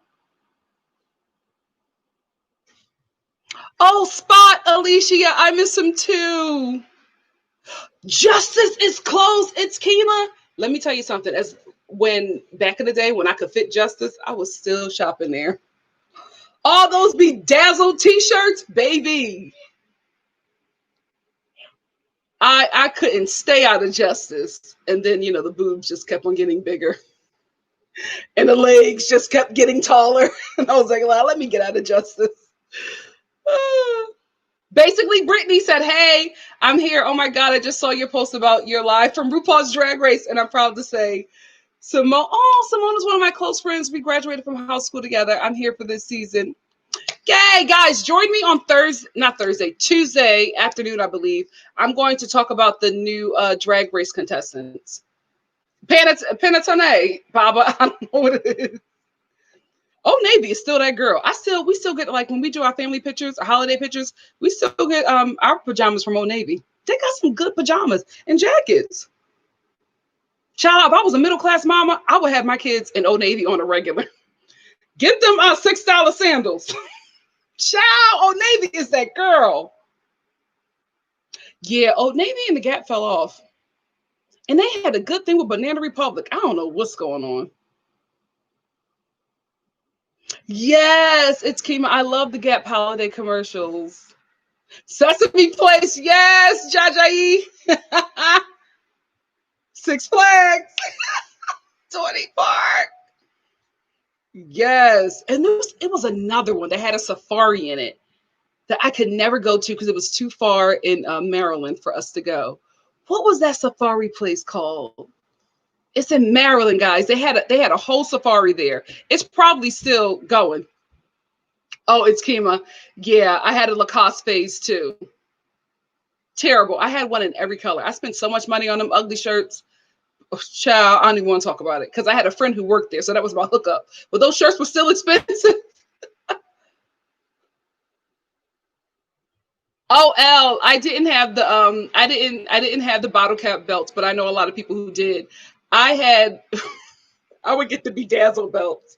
Remember when they was putting bedazzled gems on belts? I had that. Ooh, I found one of my bedazzled belts and I was just like, what the hell was I going through? Oh God, the maintenance man is here. Is he coming in here? No, he's fixing the washer. So you're going to hear a man. Oh, Tasha said, I remember spending my little paycheck on Tommy Hilfiger shirts. Ciao. The way we were fashionistas back in the day, these kids don't know. These kids don't know. Elle said, I partly blame, Kanye for the double polo and Lacoste phase. I used to wear those polos and those colors popped. Yes. Especially when they came out in neon, baby, the pink, the green, and the neon blue.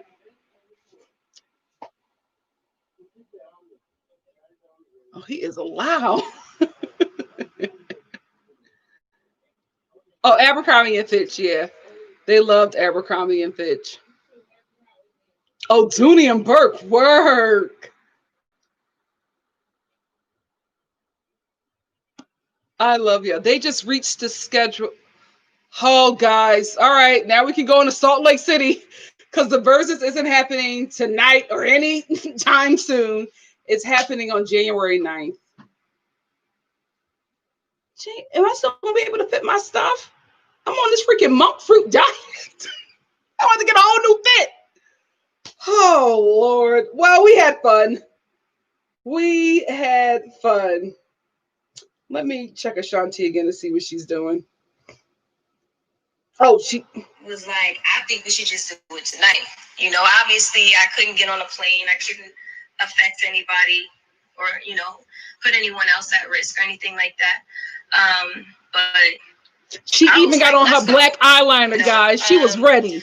Ahead of Apple team, they were basically like, if you really want to do it, we can do it.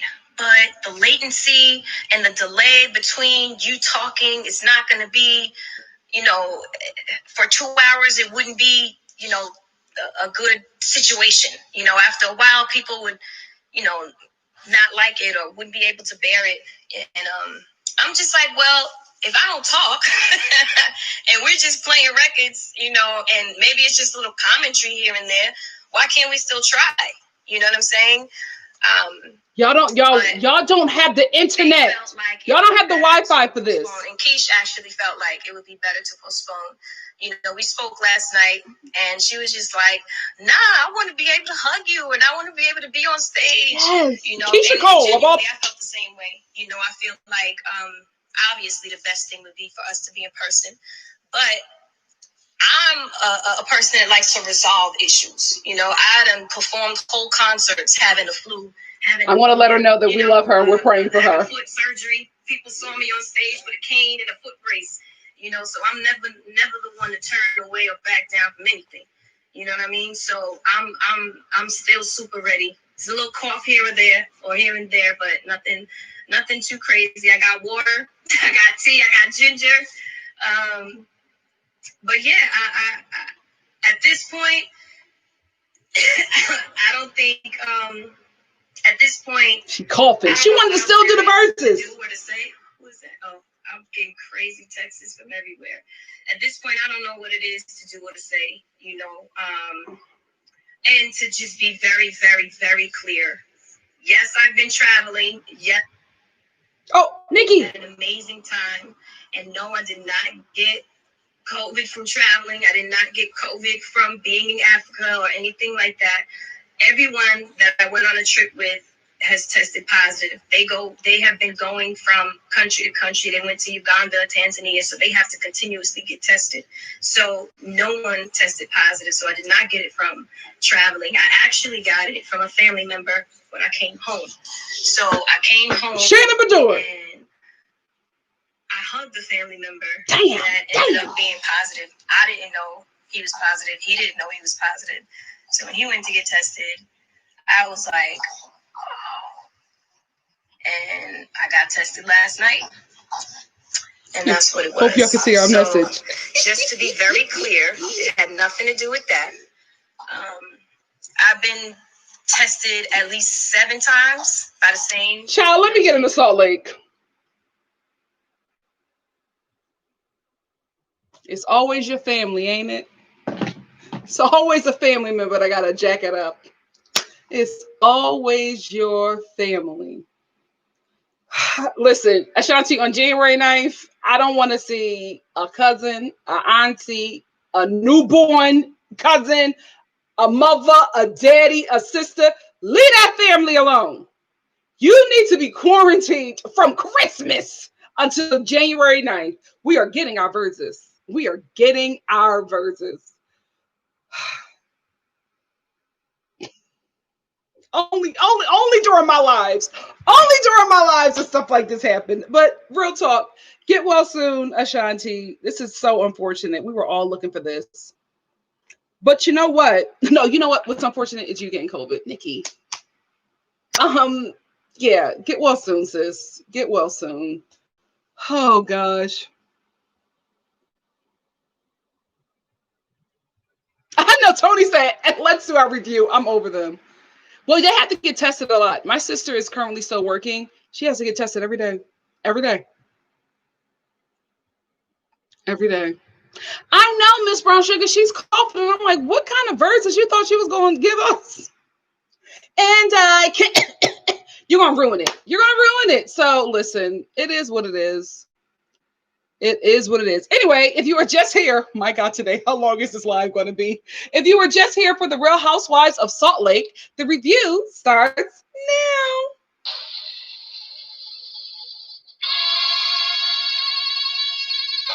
This is going to be so ghetto. My God, today, whoever watches this on playback, listen, I can't control these lives. I don't know what's going to happen. You get what you get when you get here. So Mary knows how to throw a brunch. You know what I mean? She might not be all the way here, but when throwing a brunch or putting something together, she's great at it. This was an amazing brunch. This was an amazing brunch. From the notebook to the pen, to the bow, to the presentation, to the gift. Those Louis Vuitton earbuds. Invite me to a brunch, girl. I'll go. There are only 2 housewives who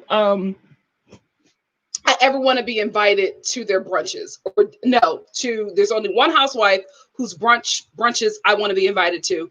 That's Mary. There's only one housewife whose dinner I want to be invited to, and that is Ramona Singer.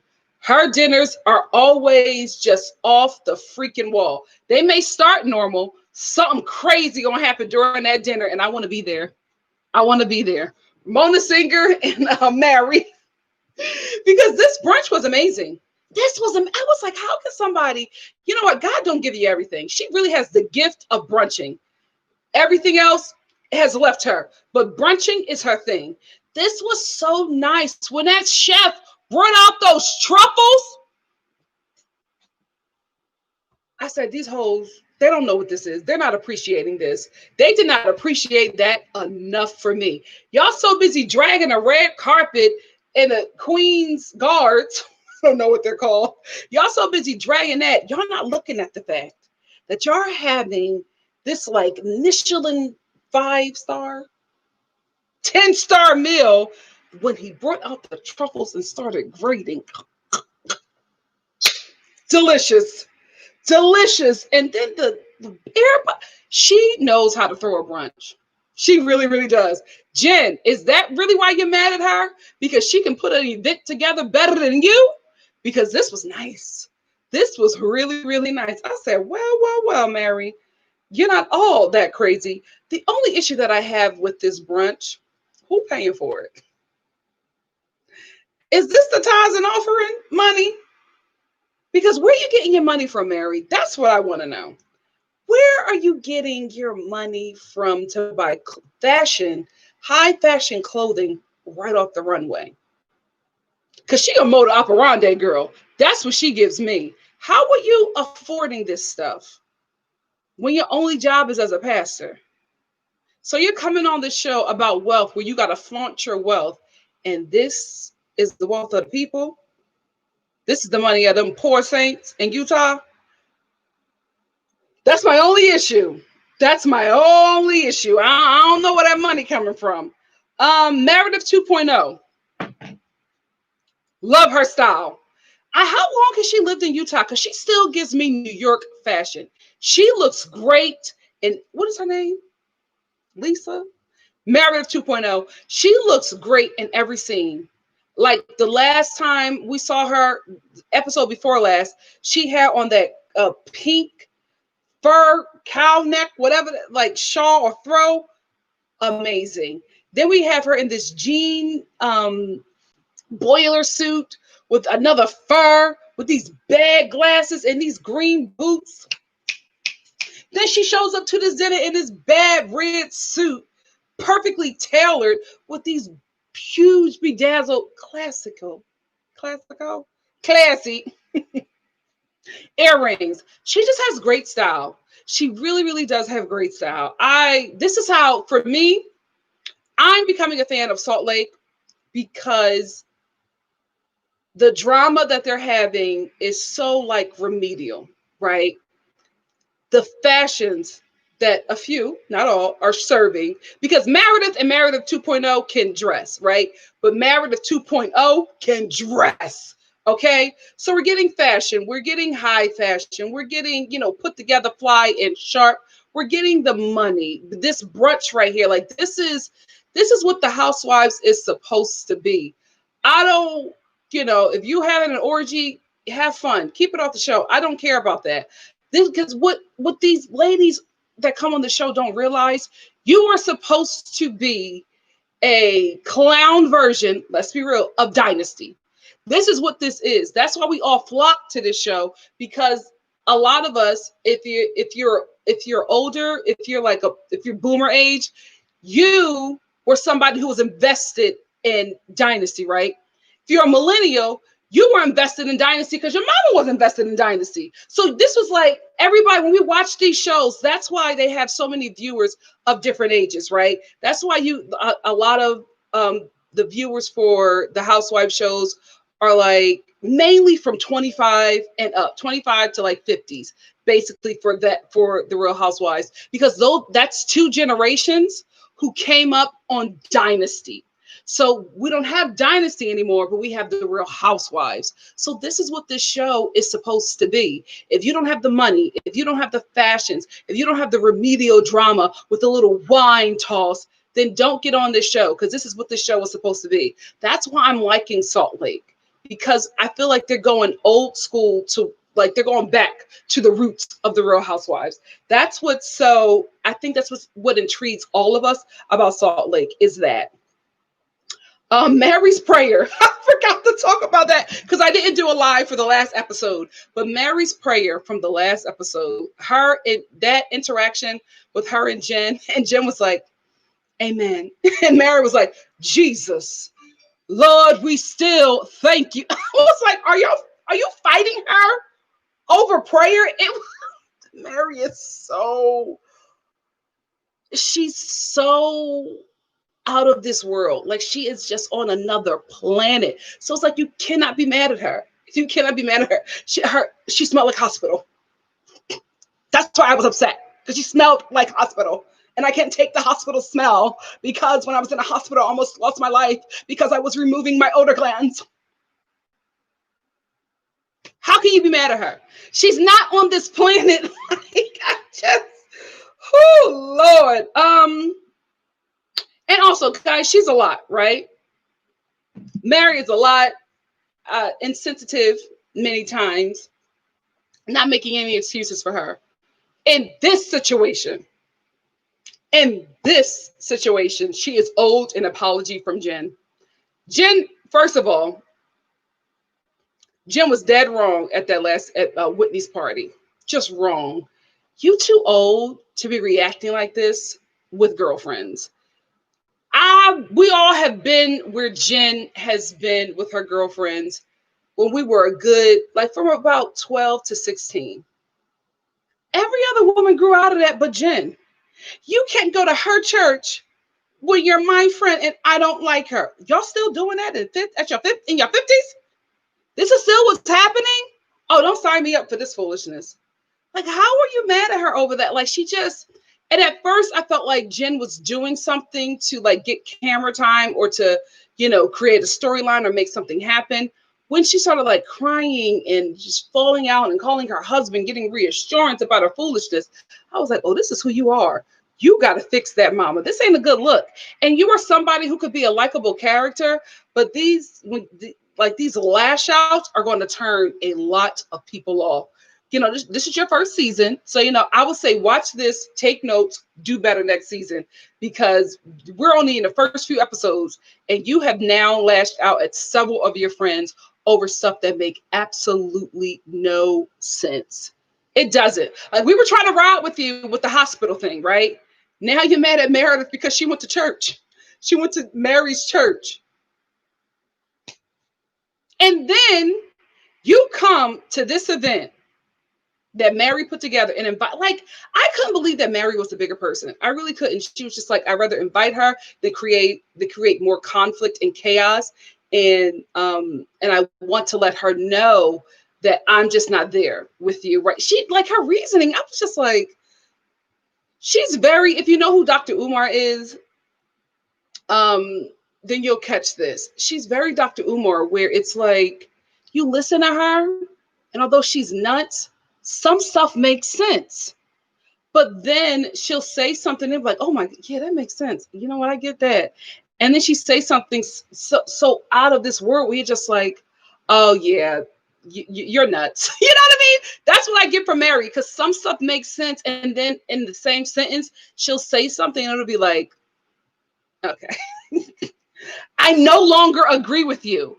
But, like, she was being the bigger person. She invited her, even customized her stuff to this girl that does not like her after she said something very offensive about her. It's all creepy to us, right?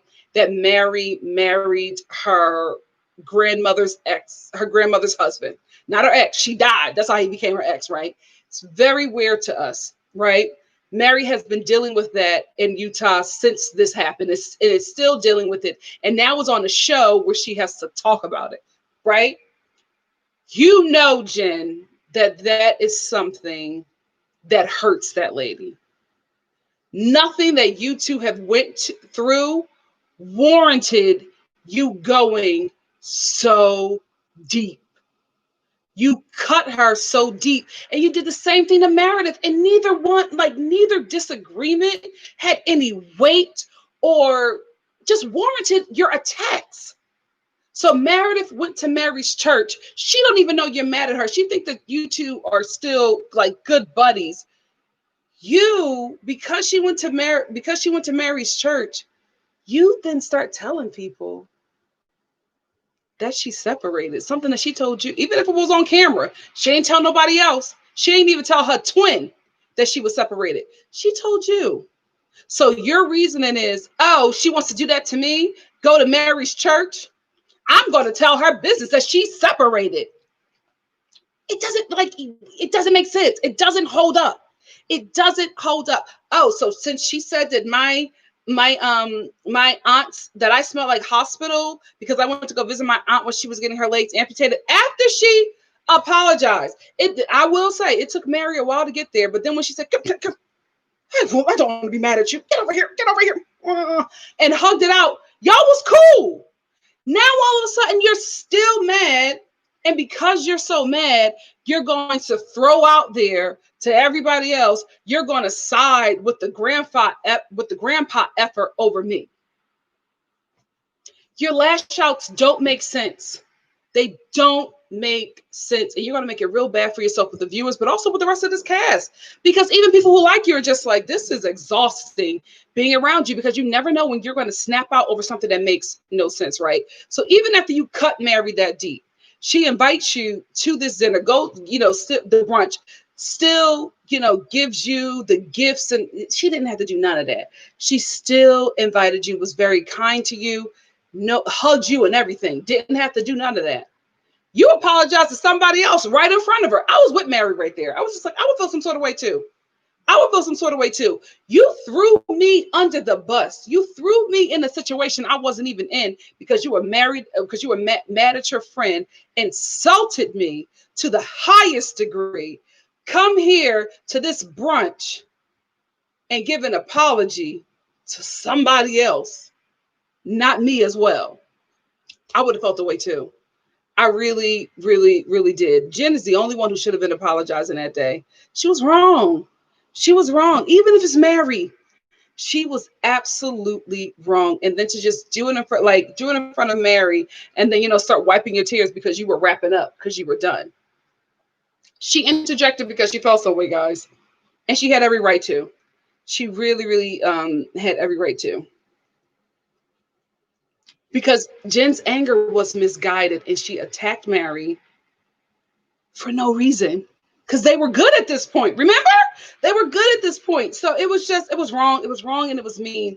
And Jenn, you were too old to be doing this thing where it's, I was upset. So, I'm that girl where I love you hard. And, I'm very emotional. Don't be my friend. Real talk, Jenn, you're not a good friend. You're not. Two things that she has done this episode where I'm just like, this episode and last episode, I'm just like, I would not want to be friends with you. First thing, telling Meredith's business. You're not a friend. I don't care how bad, the friend breakup was.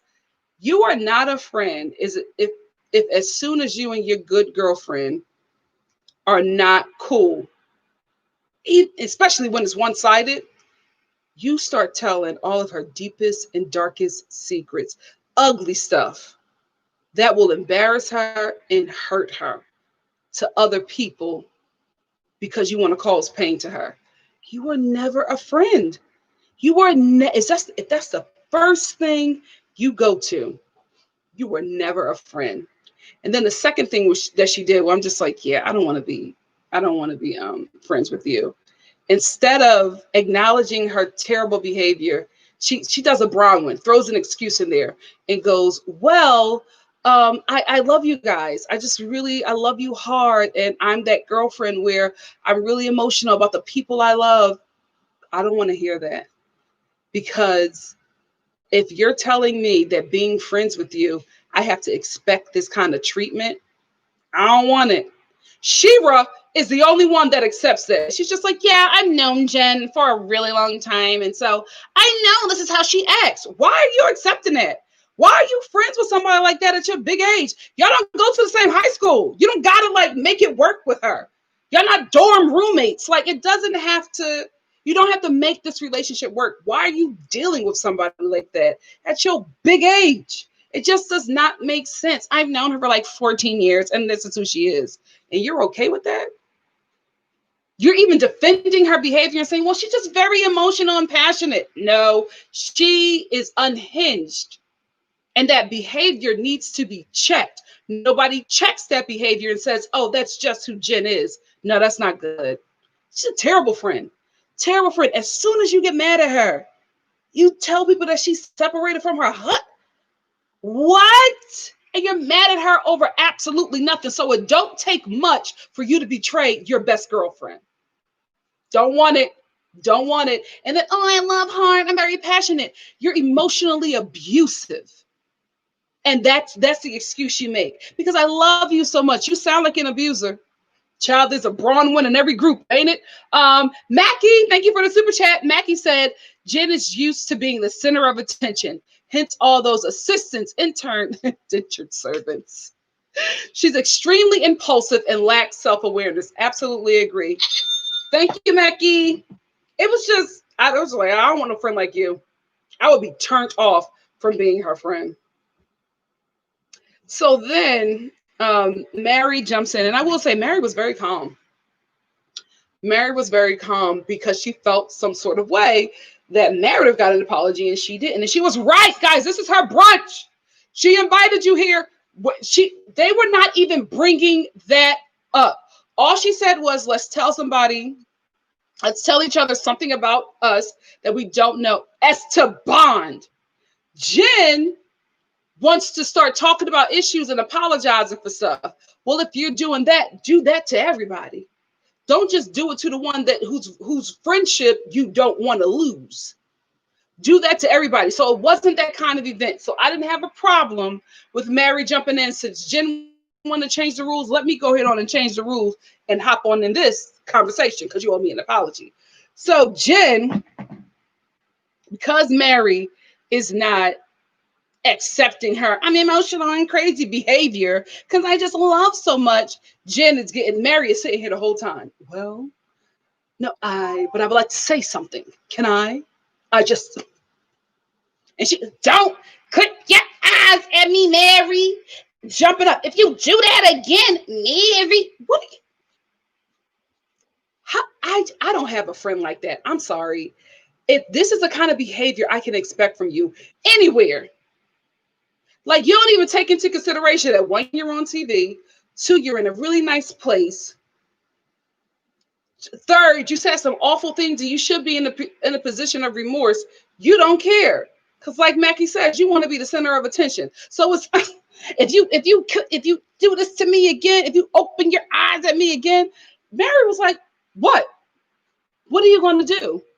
Like, what are you going to do if I open my eyes at me again? Like, and that's what I wanted to know. I'm like, what you going to do to her, Jenn? But because Mary called your bluff, like this is, I'm telling you, Jenn is somebody who is, her behavior is never checked and she's never held accountable, right? Because when she was doing all this stuff at Mary, you know what I mean, and jumping up at her like she was about to do something, and Mary just simply said, leave. Jenn's whole demeanor changed. She went from this to, is she serious? What happened to that Benji chick? What happened to her? You went from this to, is she serious? Looking at the other ladies, Whitney, who was not leaving that pasta for nothing, was just like, Whitney said, this food is too good. I don't want to be involved in it. Whitney was just like, I guess, girl, you shouldn't have, popped your gum. So, so then all of a sudden, when she realized that Mary is serious, Jenn is like, oh my God, I'll leave, guys. Because somebody clocked you. Somebody finally clocked you and held you accountable for your mess. She's never been checked. That's what I get from her. She has never been checked. And when Mary said, leave, bam, it hit her. And she was like, oh. Also, here are the consequences of my actions. So she has to leave, and now she's crying and hugging everybody. She knows the one to do it to, because Shira, what's her name? Heather. Let me stop. Heather. As soon as she hugged Heather, Heather was like, "Oh no, no, Mary, you don't mean that, Mary, Mary." And Mary was like, "Heather, Heather, I mean it." She killed me with this one. And don't get ghetto. I am stealing that. Whenever my sisters get on my nerves. And don't get ghetto. Girl, what? She is such a character. So she's hugging on Heather. So of course, she, like, Jenn knew who to do that to. So Heather goes running out after her. And Jenn, who had left a long time, right, before Heather and Meredith 2.0 went after her, she could have been in that car and she could have been gone. How did they later on go chase after her and she's still there? Jenn realized, you know when you go too far. You know when you go too far. And she realized she went too far and didn't know how to get back, right? So she's hoping now that Meredith 2.0 and Heather could get her back so that, she can fix this situation that she created. So she comes back. "I'm only coming back because they brought me back." And Heather, "Yeah, we brought her back because we want to fix this." Now you're making Mary the bad guy.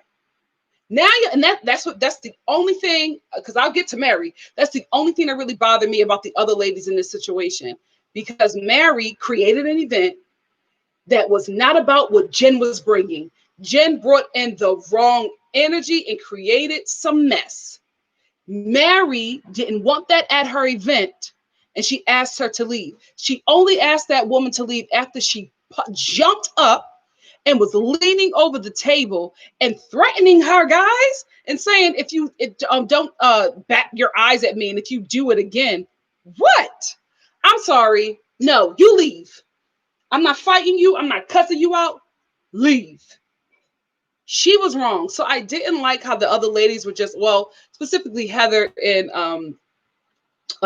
Meredith 2.0. But I will say this, Meredith 2.0, after trying to get Jenn to say, when she was realizing that she was upsetting Mary, she shut right up, because she said, "One thing's for certain. I'm not going to have Jenn make me lose out on my Louis Vuitton AirPods." Those ladies said she can leave, but I'm not messing up my gift or leaving this truffle pasta, this creamy truffle pasta dish, because they kept on talking about how good it is. I wish I was there. Oh, I would have minded my business, got my gifts, and ate my food.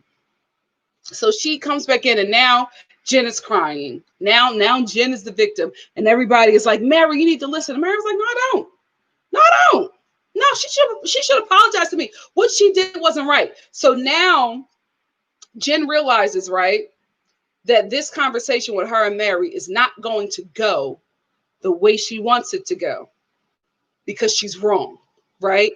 So this is what Jenn does. I don't like what Mary said about Black people. I absolutely believe it. I absolutely believe that Mary said to Jenn, she did, guys. I absolutely believe that she said to Jenn, "When I see Black people at a 7-Eleven, I don't go in." I absolutely believe that she said that. But let me deal with Jenn real quickly and then hop on over to Mary. What I didn't like as a Black person, several things in this race topic that was brought up by Jenn. One, she was talking to a Black woman about the Black experience, like she knew what the hell she was talking about. I love the fact that Mary said to her, "Well, I've been Black all my life, so I know what you mean." Like, like, I love that, right? But Jenn she keeps on saying, "Everybody thought that I was Black, right, Mary?" What is that supposed to mean? Just because some white people in Utah thought that you were Black doesn't mean that you're actually Black or that you've lived the Black experience. And I think because of that experience for her, because a few people said that she was Black, I think that people assuming that she was Black, her husband being Black and having children who, although they are Tongan and black, they appear black in America. And in America, it's not what you are, it's what you look like.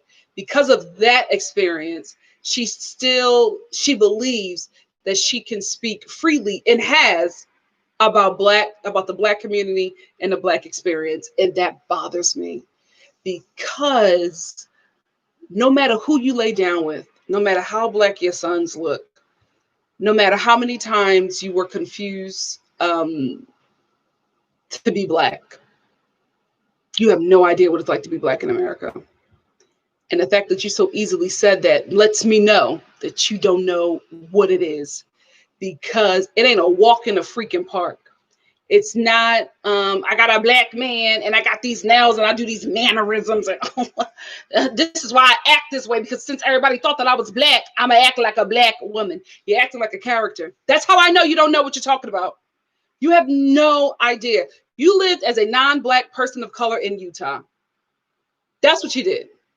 You've never lived the black experience. And the fact that you had the audacity to tell a black woman to her face about the black experience, what it was like. Ugly. Didn't like it. Second, you didn't have a problem with Mary saying anti-black things until you needed to use it as a weapon against her. And that weapon was to the viewers and to the rest of the cast. You know exactly what you're doing. You know exactly what happens to people when they come out as racist, especially racist towards black people. So you knew what you were doing. You were trying to dog signal the black community. Oh, I got a super chat. Hey, I got a cash app. I got a cash app from Michelle. Hey, Michelle, my love, for great housewives content. I love you. Thank you, Michelle. So she knew exactly what she was doing, right? It was to signal the community, the black community, to come out and drag her. And it was also to put out there on the show and to the other cast members that Mary hates black people. Ugly. Ugly. Because you did not care about anything she said until you were at war with her. Because you're that girl. You are that girl. Your secret's safe with me. No, I ain't gonna tell nobody until you don't like them.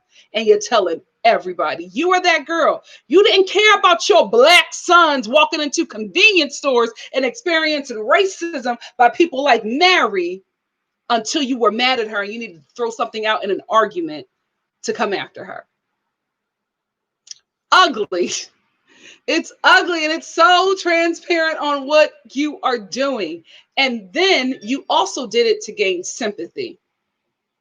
You use blackness as a weapon, and you use blackness for sympathy for you. Ugly. Ugly. Because, oh, you said that and you're black? How could you say that about what? I'm ghetto. You're acting ghetto. It is what it is. Yeah, and when she said, don't get ghetto, oh, that comment is hateful. And you can't tell her what that is. She, as a black woman, she knows exactly what the hell she's saying to you. So you can't give a teachable moment on blackness. You can't. She knows exactly what she's saying. She knows exactly what she's doing. And the black people that are watching knows. So you don't got to teach us, and you don't have no place to teach non-black people about what a certain word means to my community. Absolutely not. You don't have that. So yeah, Mary can be awful, right? So can Jenn. And this was really ugly. And I hope you keep black people out of, this season, from here on out. I doubt you will. But I hope when you guys come back, because you will. You guys are giving us a great season. I hope you lean on something else, lean on a Tongan culture or something, because you speak way too freely about my people concerning you.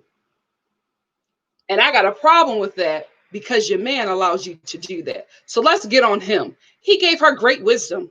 The way he was speaking to her, the things he said to her was great if that were the situation. for him to, say these things about Mary and start talking about, what the Black community endures and racism and self-hate. Great. You ain't give him the full tea. You didn't let him know that you used that. You used your man's blackness as a weapon against a Black woman. Like you. No, Jenn. No. And what really pissed me off was that when she was talking to her husband, my Black sons go to convenience stores. What does it say about you as a mother of Black sons that you heard that comment, knowing you got Black sons and knowing Mary's probably talking about people that look like your son? You still broke bread with this woman. You still were friends with her. So you didn't care that she was racist or, bigoted to people that look like your sons. You didn't care about that until just now. Honey, that whole argument says everything about you and nothing about Mary that we didn't already know. So let's hop on over to Mary. Mary absolutely said that. She absolutely said that. She's that girl, right? Mary is that Black person who will do anything. Two things, right? They are the I want to be the only one in the room kind of Black, right? They will do everything to be accepted into white high society.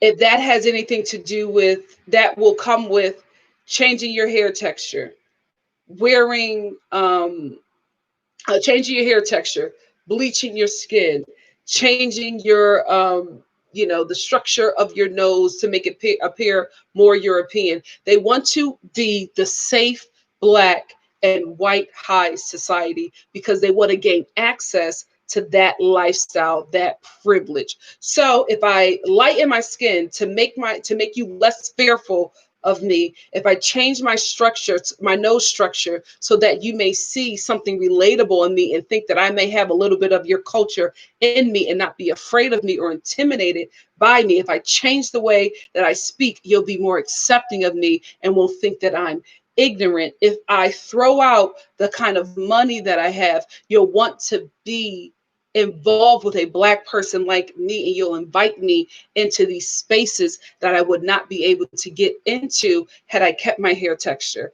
had I kept my skin color, had I kept my original features, had I kept my original speech, had I wore the clothes that I used to get from Rainbow. You know what I mean? So that is more about, I don't think it's self-hate. It could be. But I think it's more about gaining access to white high society for Mary. She's that girl. Don't get ghetto. She's that girl.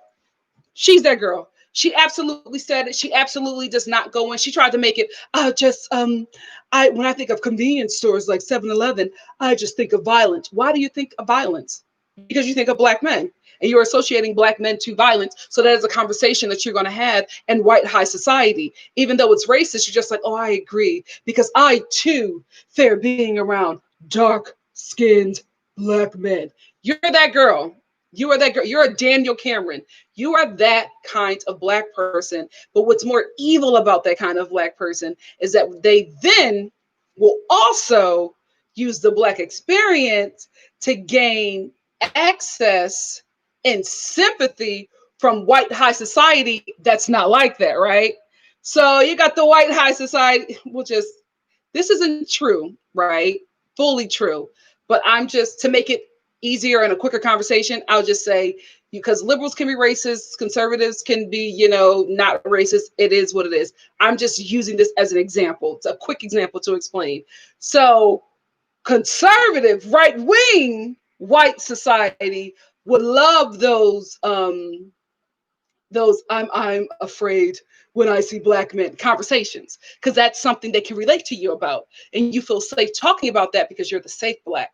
You want to be the only one in the room, so you'll have those conversations with them. But then you're so slick and you're so greedy, right? And you're so desperate to be accepted. You'll also go to the liberal high society, the wealthy white liberal high society whites, and you'll have the conversation of, I'm a Black person with all this access and wealth, and I still get discriminated against. I still get followed in a convenience store. So you'll use the hate of us to gain access. You'll join into that hate to gain access. And then you'll use our plight to gain access into these wealthy white high society communities. That's who Mary is. That's who Mary is. Still don't make what Jenn did right. It is what it is. Let's move on. Let's move on.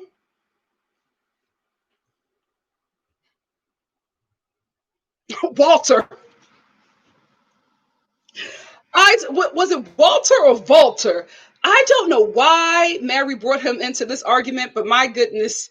First of all, this argument was comical, but I lost it when Mary was just like, "You're making Walter upset." And then the camera zooms into Walter and he's like, and Jenn is like, "I'm not making him upset. And don't act like you're the only person who knows them. I know a Toro as well, and a Toro who was just getting his life with this. When his name was called out, he had to like stop himself from laughing. He was just like,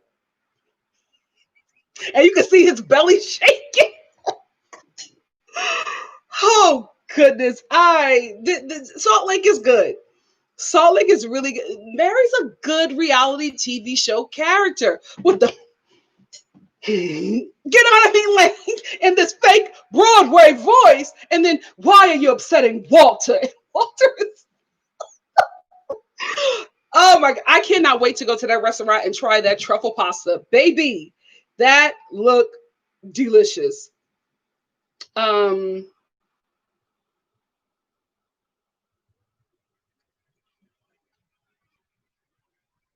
think I talked about everything. Oh, Mary. Even after all this whole thing went down, the girls were like, "Mary, you're not mad at Jenn. You really, no, Mary, no, Mary." I will say this, as a Black woman and having the things that Jenn said, I would feel some sort of way, right? However, Mary, you're a pastor. I had a real issue, aside from, her just being bigoted towards her own people. I have a real problem with Mary getting into the gutter with these fights. Excuse me. And saying the things that she said to Jenn. You're a pastor. You're not supposed to be like anybody else. You have to represent Christ. You took that job. And Christ is very forgiving and loving and understanding. He forgave the people who crucified him, who beat him, who lied on him. You have to be able to forgive and rise above the mess. You have never done that. There is not one argument or one fight that you have not entertained. You're not supposed to be in that position because you have made yourself a leader. You have made yourself somebody to represent Christ on earth for these people at your church. That's what you have done. So getting in the gutter and doing all this fighting with Jenn and saying these ignorant things in your confessionals, and you're a terrible example of a shepherd. Terrible example of a pastor, terrible example of a shepherd. You are in no way representing Christ on this show. I don't know how you are outside of it. I don't know how you are in your church, but on this show, you are in no way representing Christ.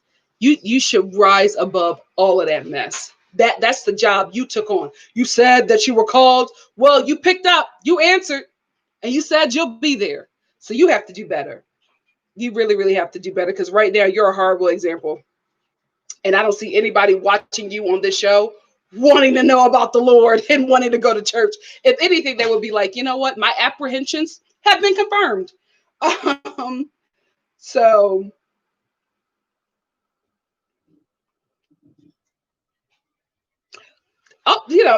this is not a big deal, but Heather's daughter's boyfriend, Jaden. That was the first time I've ever seen a white Jaden. Is Jaden a normal name in the white community? I was just like, when she said, "Oh yeah, my daughter's boyfriend Jaden is coming over," I was just like, oh, it runs in the family. And then this white boy walked in. I was like, oh, Caucasian Jaden? Utah is different. Utah is different. I'm just waiting for a white Latoya to show up on this show. Seth, let's talk about Meredith and Seth. So in this episode, oh, before we get to Meredith and Seth, because I want to talk about them for a bit, and then I'm going to wrap it up. Whitney, you too young to start messing with your face. Do I have the picture? Do I have the picture? Oh my God. She's 30. And I thought that that was just an expression she was making. They stayed there. This entire confessional, those eyebrows stayed there. You're way too young and you're way too pretty. You need to do, you need to do, am I going to tell her tea? No, I'm not going to tell her tea. Whose tea can I tell? Because they've been honest about it. I don't know her name, but she is one of the oldest professional working models in America. I do not know her name, but she's white. She has like a short, it's not a pixie, but it's like a short uh salt and pepper. No, not salt and pepper. It's like like a gray and a silver cut bob. She's gorgeous. She's like a L'Oreal model. Beautiful. She was doing the interview. Mom, please be louder. Oh my God. I'm telling you, they wait for me to do these lives to start all this like fighting and cleaning and just important conversations as soon as I do a live. Sabotage. But I was watching an interview with her, and people were just like, "Oh my goodness, what did you do to, just look so great in your 70s? Your skin is really tight, and you have great skin, and just a beautiful smile, like all of this stuff." And she said, "What I did was I do eat healthy. I do wear sunscreen. I take care of my body and my skin. I'm all about that." But she also mentioned, I did not start messing with my face until I felt like it needed to be messed with. And when I did it, it was just a little nip, little tuck, nothing excessive to where anybody noticed. And so she felt like because she started doing it, she said, I didn't do it young. And when she started doing it, she said, I felt like because of that, I was able to age gracefully for me. But I did not, do anything drastic, and I did not start messing with my face until I saw signs of, like aging where it needed to be. And I just feel like, I think it's probably because of the Kardashians. So many young women are nipping and tucking and juvederming, trying to fight signs of aging at like 20 freaking 5. You know what I mean? Like, what's her name? The Jenner chick. Kaylee, Cameron. It's not Karima. I think it's Kylie. The youngest one. The youngest one started getting Juvederm at like 16 years old. What the hell are you doing? Your body is not fully developed until you're 25 freaking years old. Why are you doing that stuff to your face? And I just feel like at 30, it's way too soon to be getting brow lifts. 30? This should be like a nice gift to yourself at 45. But that, if you're doing the sunscreen and all that stuff, that's just it. But I'm like, Whitney, don't, because you're going to change so drastically. Because if you're at the point where that looks good, hell's the limit. Hell's the limit. Anyway, let me end with Meredith and her husband, Seth. So Seth can be annoying. He absolutely can be annoying. I think he's doing these things to Meredith because he wants to force her to stay with him, right? Talking about being separated on camera when Meredith was not aware of that, aware that that conversation was happening, because you can tell that she was very shocked when he said it on camera. Then also bringing up well, if I move to Ohio, will you move there with me? Because that's where my work is. She doesn't want to do that. She wants to stay in Utah and continue to build on her business. So you saying that is just starting an argument. And that, but I think he says these things on camera to get her to say something that she wouldn't say if they weren't, like to kind of persuade her into saying what he wants to hear, because she's on camera and she wants to put off a good image because he knows that's important to her. Very annoying, very manipulative. However, that man's heart is broken. His heart is broken. I think he's starting to realize that his wife has fallen out of love with him in that way. She loves him, but she's not in love with him like she used to be. And he's realizing that, and it's breaking his heart. So Seth is acting real desperate, because when he was packing his bags up to leave, like how we women do sometimes, some women do sometimes, where it's, I really don't want to leave. I want you to stop me. So I'm like, I'm leaving. You know what I mean? Like, he's packing to leave because he's just like, I want to be married with you. I want to be with you. I don't want to be separated. And he's crying, and he's just like, I don't want to do this. And Meredith is just like, just sitting there. Well, it's probably for the best. No emotion. He's crying. He's falling apart. And Meredith is out. And Meredith is the reason why, I believe, is this. Hold on. I got a super chat. I think it's Pro-Shean. Pro-Shean said Seth is using the cameras. It is very manipulative, but he cute. If Meredith doesn't want him, listen. Thank you, Pro-Shean. Before I go into why I believe that Meredith is done in this relationship, I will say this. When they showed them pictures of them back in the day, this was a hot couple. Not saying that they're not hot now. They're still very attractive older people. When they were in their 20s and 30s, listen, Meredith and Seth was that couple. Gorgeous. So this is what I think is happening with Meredith. Meredith always talks about how she got married young, and she kept on uprooting her life and moving places where she needed to for Seth's job, right? I think now Meredith has an established business and a TV show.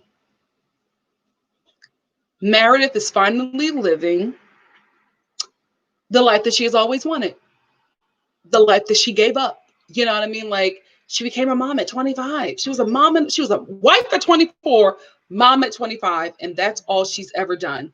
Now she has this business that is doing well, and she has a TV show that she is on. She wants to be in this life.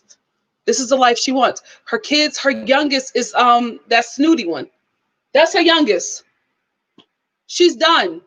Meredith now, unfortunately, wants to go back to 25 and live their life without being a wife and a mom full time. You know what I mean? Like, if she can have Seth for holidays and, when she's feeling a little frisky, I think she would be fine with that. But that's not okay with Seth. He wants 25-year-old Meredith. He wants that life that he had with her. He wants that because it's always worked for him and benefited him. A lot of times men don't check in to see how this life that you have created is benefiting your wife. A lot of times they're miserable. A lot of times they're holding off, and just saying, as soon as, this kid gets to this age, I'm doing this. And I think that's what's happening with her. I think she enjoys it. I think she enjoys, going out with her girls, going out to dinner, probably flirting and dancing at a little club, taking pictures with high society, being in all kinds of magazines. And now she's on people's TV screens every Wednesday. She enjoys that life better. She don't want to go back to that. She don't want to go back to the housewife that travels everywhere her husband's job takes him. She don't want to do that no more. And I think that's what's happening.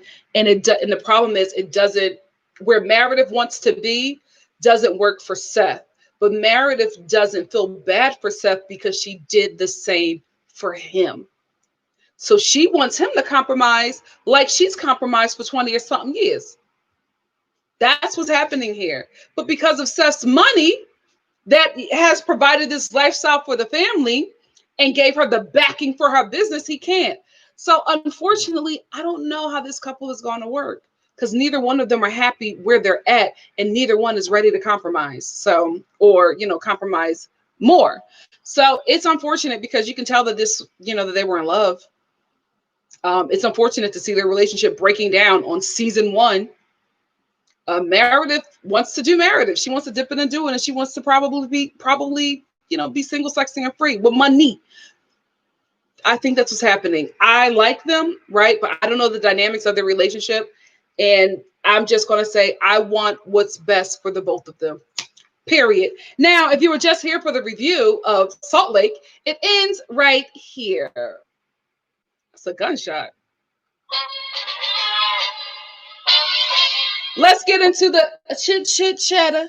The chit chatter. Let me know if I missed any super chats. Who's 34?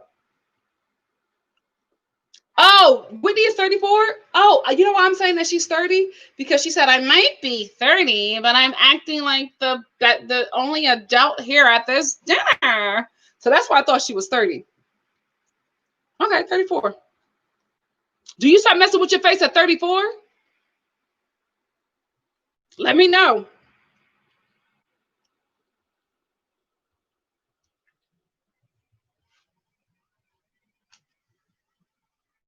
Oh, maybe the marriage. I don't know.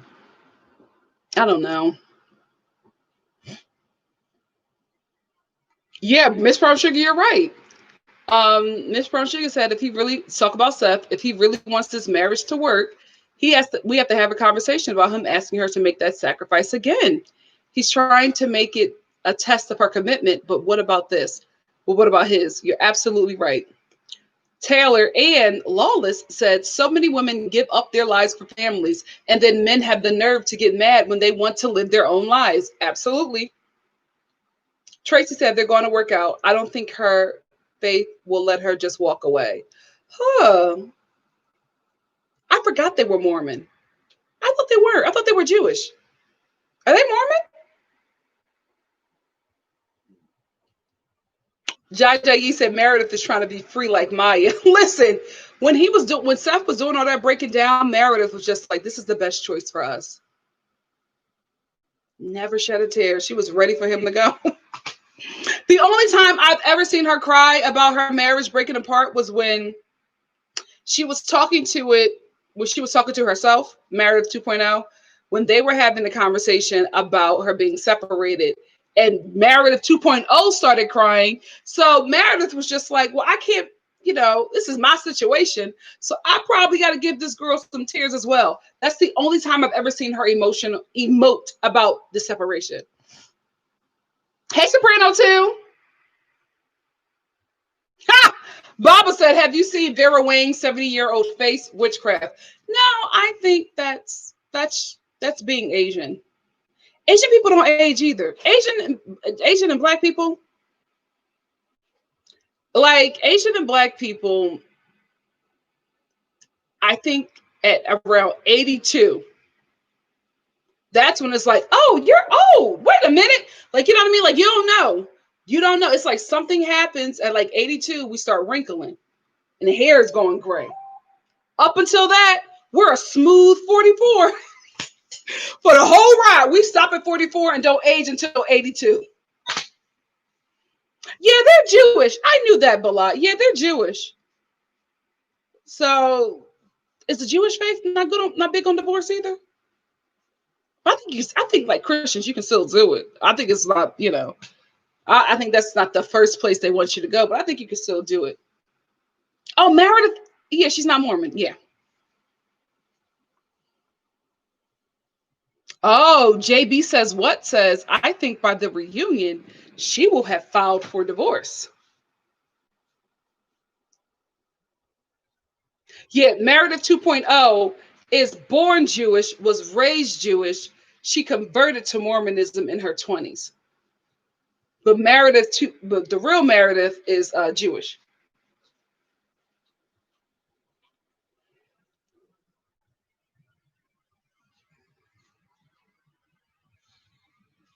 Oh, wait, are we talking about Miss Brown Sugar and Jimmy? Are we talking about Jen's husband? Black Lavender, listen, I don't want to believe that, but Meredith is acting like she got a man on the side that she enjoys while Seth is away.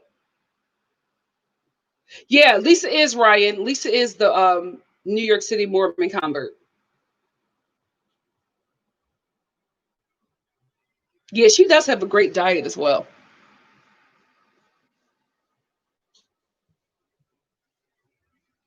They do, Ryan. Lisa and Meredith confuse everybody. That's why I just call her Meredith 2.0 because I don't have time. I don't have time. Ah, yes, Miss Brown Sugar, I've heard that too. Politics and Pug said, girl, I'm 38 and I ain't touching my face for another 10 years. Listen, I'm not playing with it because it can go good or it could go wrong. I'm going to just let it happen. I'm going to just let it happen. I see my mom and my dad. I know my future. I'm okay. Jimmy G said, Jen Shaw doesn't have money like that with her husband being an assistant coach. Let's stop right there for a second. Let me tell you something. When I catch stuff, I catch it. If you remember my first live about Real Housewives of Salt Lake City, I was just like, how does Jen have this money, but she's using IKEA bookcases for a closet? You know why I caught them IKEA bookcases that she turned into a closet? Because I did that. Those $14.99 IKEA bookcases. That was her closet. And they were poorly put together.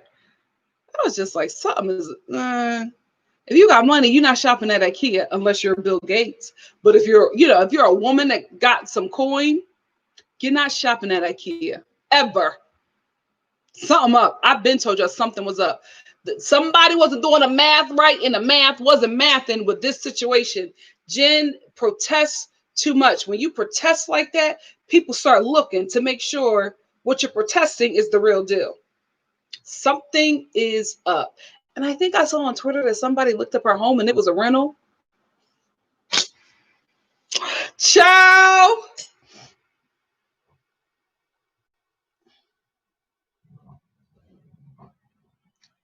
I like them together though. I hope they're not broken up. I'm talking about Jen and Coach Shaw.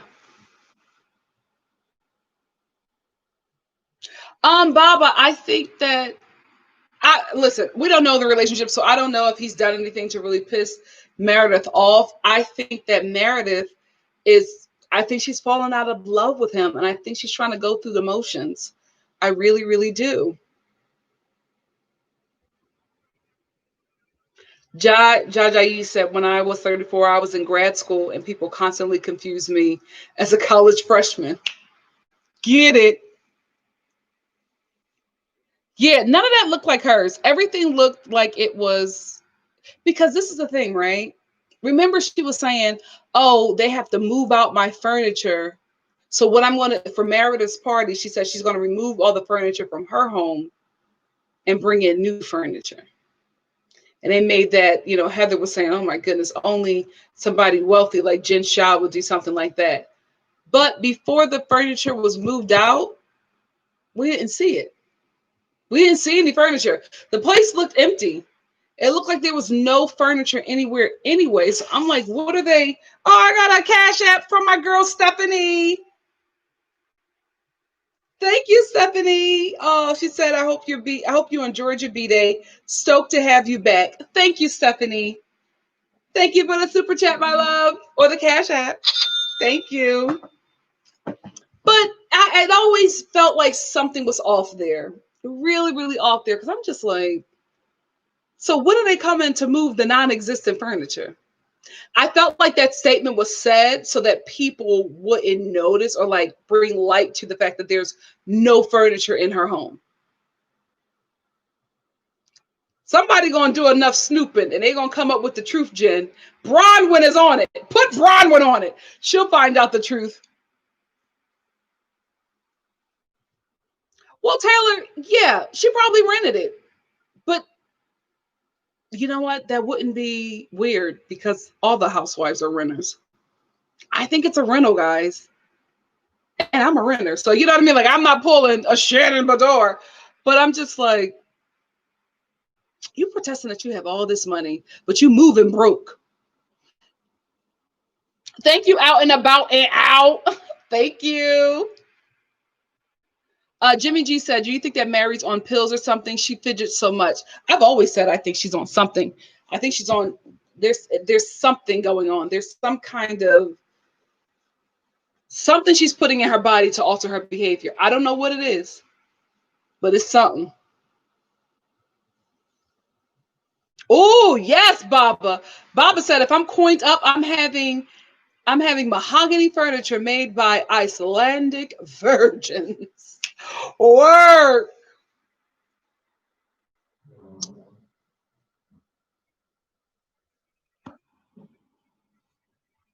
Yeah, I think this is the thing. I think she's comfortable, you know, but I don't think that Jen has all of this money. I think she's the thing is, I think what she has will be perfect for the show, but I think she's putting it on. I really, really do. Taylor. Yeah, she does have a business. It's a listen, she has a rental business, event company business. And she's somebody who can make a place look a certain way. But those IKEA uh bookcases. What you doing in IKEA? If you're somebody, there's nothing wrong with shopping at IKEA ever. If you have a lot of money, it's not like you shouldn't be shopping there. I'm not saying that, but she just keeps on talking about how much money she has and how wealthy she is. Why you got an IKEA bookcase closet that you have to assemble and like put together and make it that? Because I finagled my bookcase to look like it's an actual closet. I made myself a fake luxury closet. Why are we doing the same thing, Jen, and we don't got the same coin? We're not in the same tax bracket, or are we? Or are we?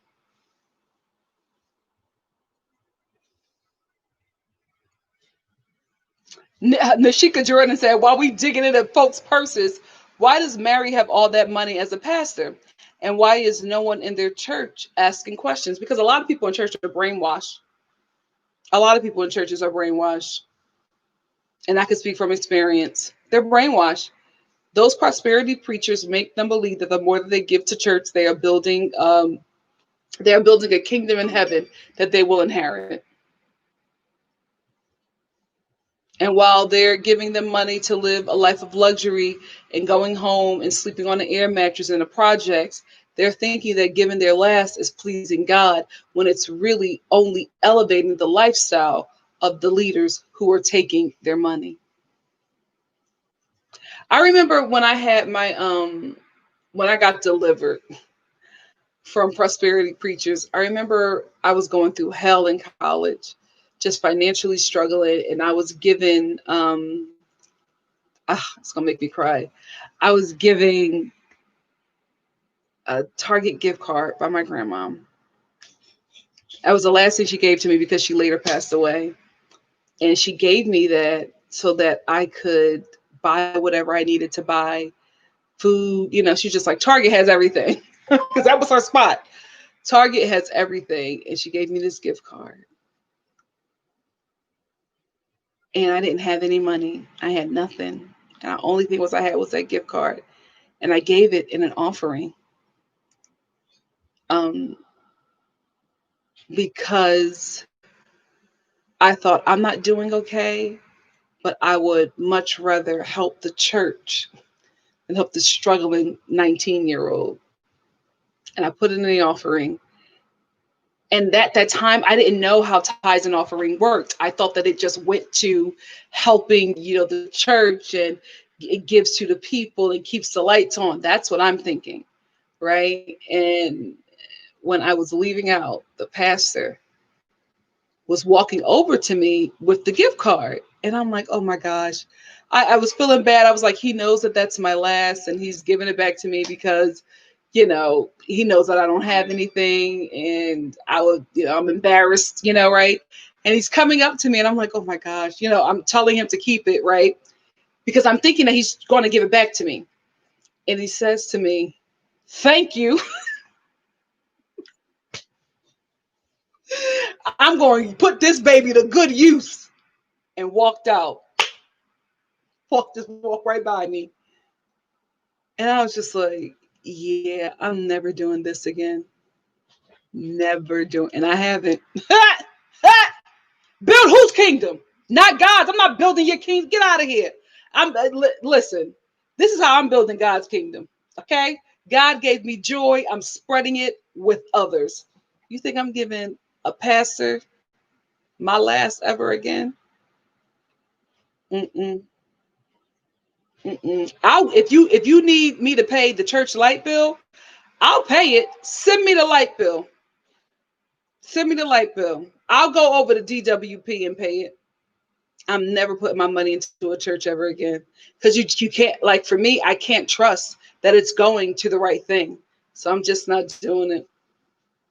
I got a super chat from my Maggie. What's your ginger?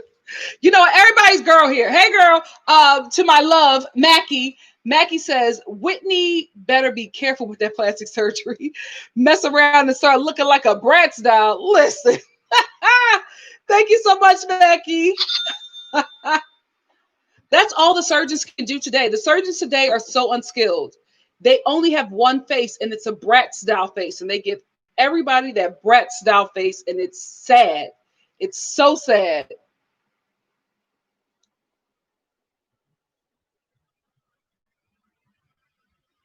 Listen, we all had questions. We were just like, you're living, like, remember in my first live, I was just like, how much are they paying college coaches in Utah? Because I know this lifestyle is very realistic for a coach in LA. You know what I mean? High school, okay? If you're a coach of a Beverly Hills high school football team, you're going to live like this. If you're a coach at USC or UCLA, you're going to live like this. What team is he over in Utah that is giving him this millionaire life? How much is he making? Now, if you're renting that, I get it.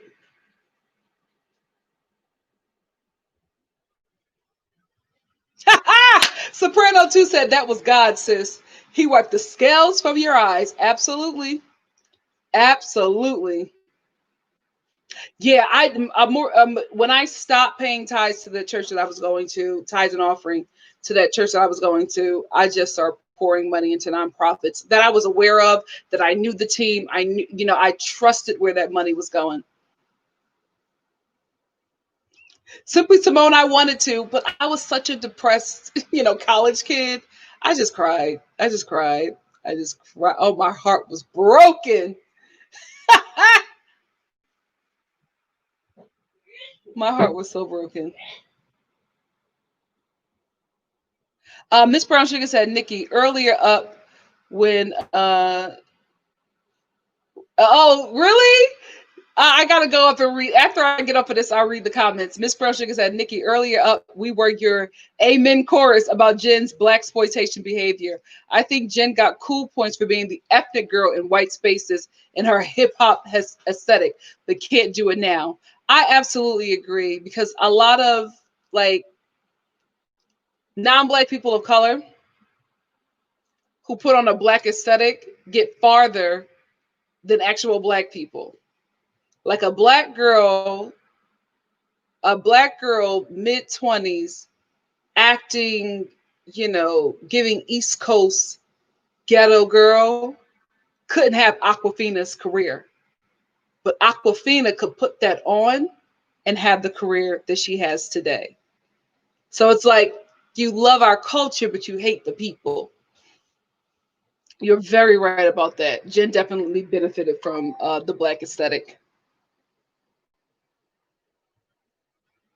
Yeah, JB says what? It was a terrible lesson.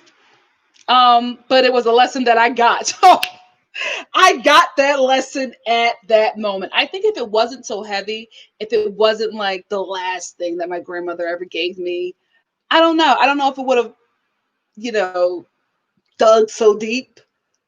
But yeah, yeah. That lesson was learned. That lesson was learned.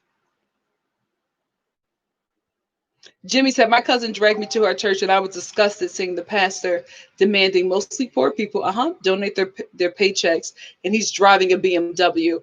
There was a mega pastor that was called out not too long ago because not only during a pandemic, also during a financial crisis, he was asking his followers to donate to him buying a $70 million jet.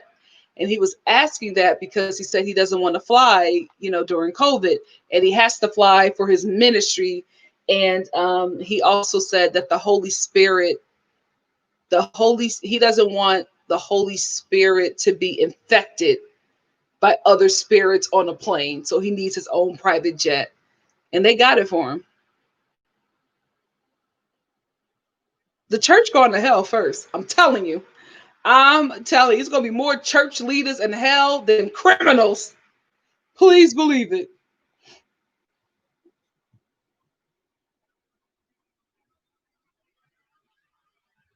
Yup, it's Kima. Absolutely, nonprofits get audits, and you can get rate. You can get rate based off of where the money is going. Absolutely, I work for a nonprofit, and baby, when it was time for them audits, they will go crazy in that office. We have to make them see why we had to get so many pencils. It was insane. Not out of all the jobs that I've had, my nonprofit job was the worst job I've ever worked. It was so corrupt. It was so like you see white high society in the worst way in real life. Like, you always have those, white society, high white society movies. It's just like, oh my goodness, oh, the caricature of it. But when you see wealthy white women benefit off of the exploitation of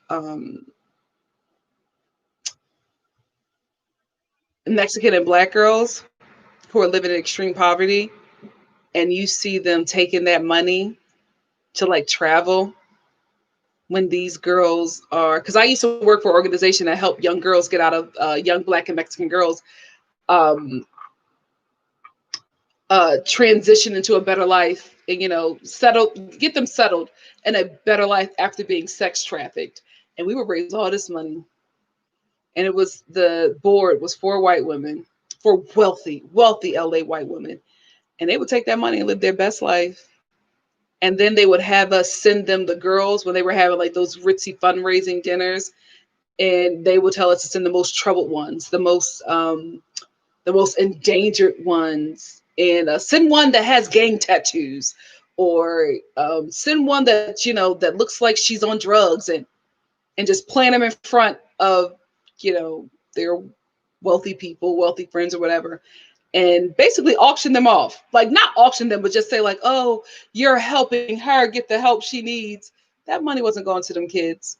Like, and I felt bad because there were so many people, myself included, who were like fighting to get this money for these girls, and trying to be, you can only do so much, trying to control the money and make sure it goes to the girls. I will say that the leadership was terrible, but the people at the bottom who were actually working with these girls loved them, wanted to give them the best that they could, and really wanted to give them a better way of life, and was really fighting over that money to make sure it went to them. A lot of them got fired, or unfortunately, like myself, quit.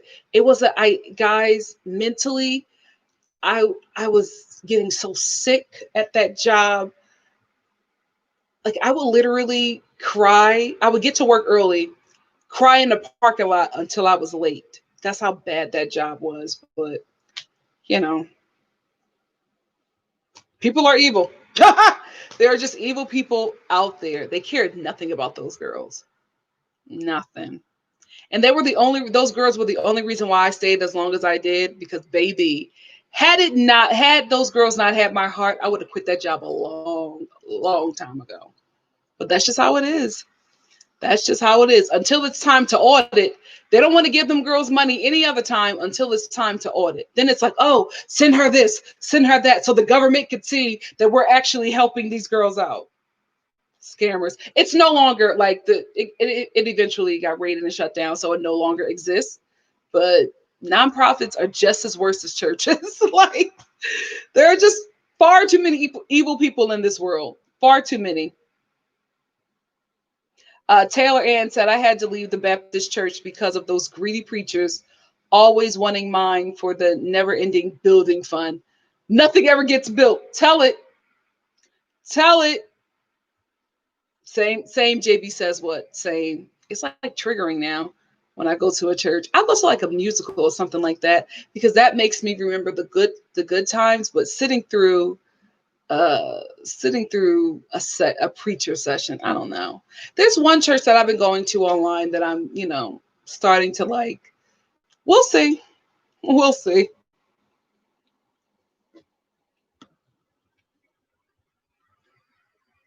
Oh, absolutely, Jelly. Like the church that I was just talking about, I believe that they're doing the right thing by their monies. Like, this is what I always say. If you're at a church and it's always having offerings for this and that, if you never see the results of that, get out. My family goes to a church in Philly, and I'm telling you, they have offerings, and that money is put to good use. I don't go because they're like a little bougie for me. I just feel like you can be bougie outside of church. You can't be bougie in church. But I will say this: when you have an offering to like raise money for kids to go to college, those kids go to college. Like every year, they're sending multiple kids to college. That's what a church should do. Like right now, they're paying people's rents and light bills and all kinds of stuff during this pandemic. They're paying people's car notes and stuff. Like this is what the church should do. Like you're supposed to come here and eat. I eat spiritually. I eat mentally, physically. You know what I mean? If I need help, I should always be able to go to my church. If I'm putting money into the church, I'm building the church. I am the church. So if I need anything, if I'm lacking anything, I go to the church. That's what it's supposed to be. So if they weren't bougie, I would probably be there, go there. You know what I mean? But that like, now I'm not saying that all churches are like, you have greedy pastors and they're taking in. I'm just saying in my experience, that is what it has been. But my family church in Philly, oh yeah, they about that. And I love it. I love it. Because that's what the church is supposed to be. Again, we have went from Ashanti to this, Ashanti COVID to this. Ciao, another NikkiStar live. Oh yes, Baba said I don't want cosmetic surgery, but if I do, I'm going to Bella Hadid's doctor. I'm right there with you. Money well spent. Money well spent. Because that girl is one of the most stunning girls in my opinion. Those doctors are a mess. They did what needed to be done. Absolutely. Oh, I'm not opposed to plastic surgery. I'm absolutely not opposed to it. I told y'all I don't get it done because I keloid. Like every time I get cut, this is how my skin heals. So it can't happen. That's the only reason why. But baby, if I could get a nip or a tuck and I have to go for a run, I do it. Oh, okay. So he makes $500,000. Is below $500,000. Is that after taxes or before? Because if that's before taxes, he makes 20,000. No, he's not. He doesn't live in Cali, so who knows? Yep, I remember that. Simply Simone. Simply Simone said Jamal Bryant was charging people for COVID tests at the start of the pandemic. Yep, I think they were like $100. Woo!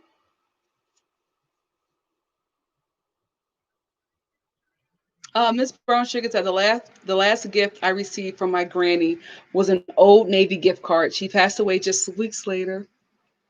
I used it to get a fleece throw that I still have in love. I missed her. I miss her most during the holidays. Same, same. Yes, the building fund is going to fuel the private jet.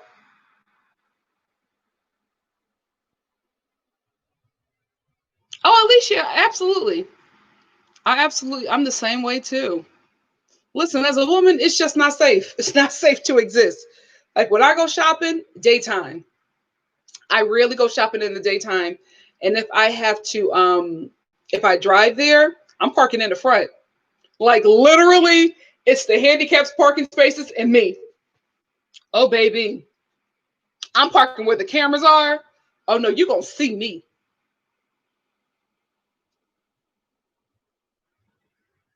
You gonna see Miss Nikki. Oh, Shan.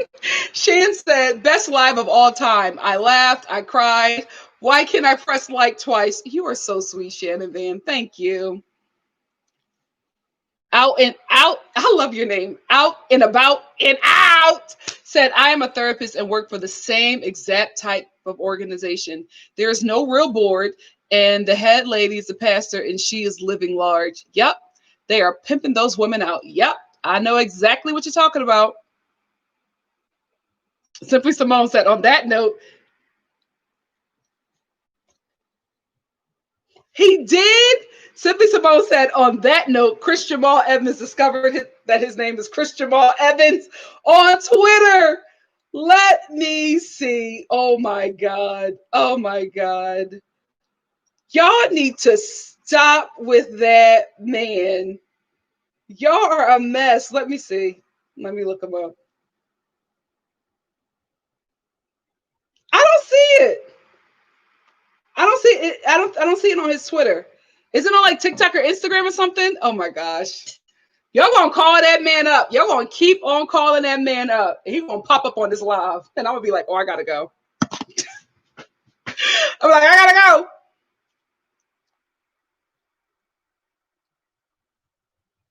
Who's Lauren from Utah? Oh, right. Are you calling? Who's Lauren? Oh, yeah. Mm-hmm. Yep. I know, Baba. We've done better. But L Boogie is here, so I don't know. I don't know. Yep, Nashika, absolutely right. She said that Heather's story about the church is touching because of the way so many are devoted, but get turned away when doing the wrong thing. Yep. Yep.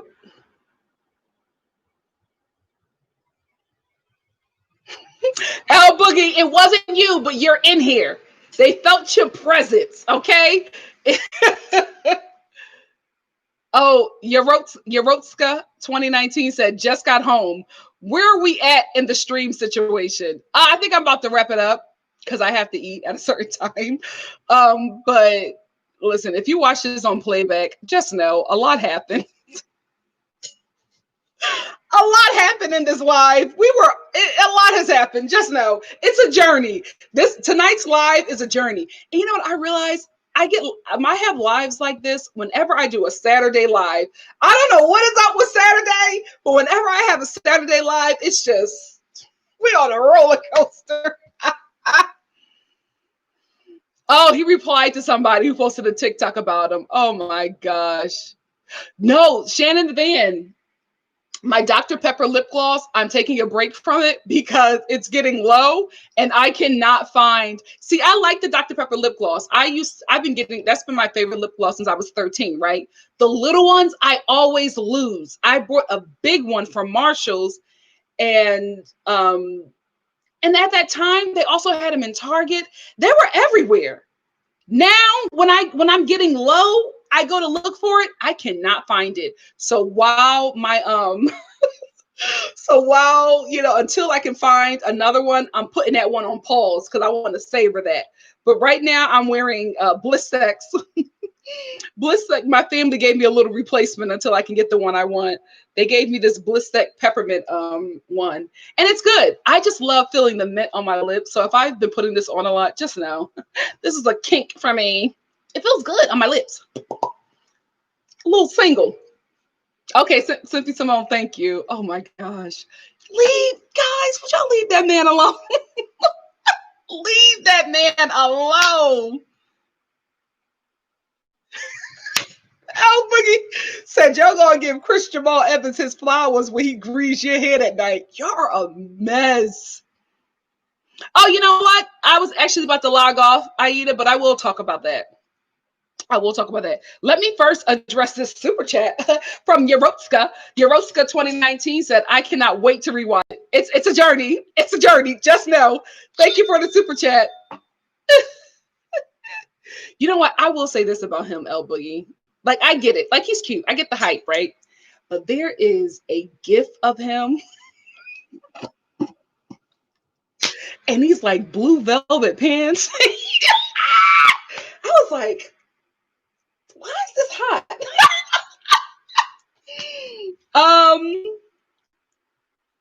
A quick Crip.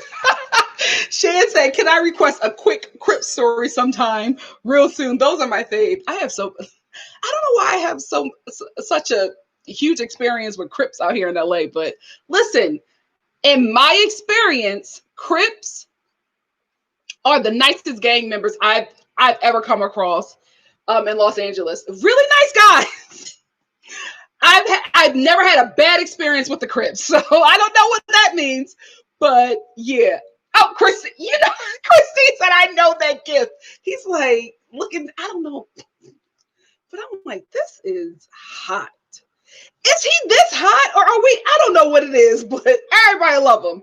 Everybody love him. His girlfriend or wife, you're going to have a time, honey. Because you're getting it from every culture of a woman. Girl, I would say keep me in the wings. Don't bring me out to our 20th anniversary. I don't feel like that because I fight. Anyway, yeah, Lamar is a Crip. He's such a great guy. Yeah, you know what it is? I think the woke thing helped him. I think that really helped him. I think that's what it is. El Boogie, it's a good gift. You'll know exactly the gift I'm talking about. Blue velvet pants. Just know that. Yeah, Lamar, like Crips in my experience have been very fun and jolly guys. Anyway, let's talk about Aida's question. She wants me to talk. Oh, Aida, am I gendering you? Aida, my love, wants me to talk about the producer switch on Salt Lake City. Guys, remember in the beginning when I was doing these lives, we were talking about how because I was just like, how long have they been filming this show? Because they have a lot of throwback, like them black and white throwbacks that Bravo does. I'm like, how long have they been filming where they have so many throwbacks, right? So here's what happened. Here's the tea. Bravo. Child, I gotta get off.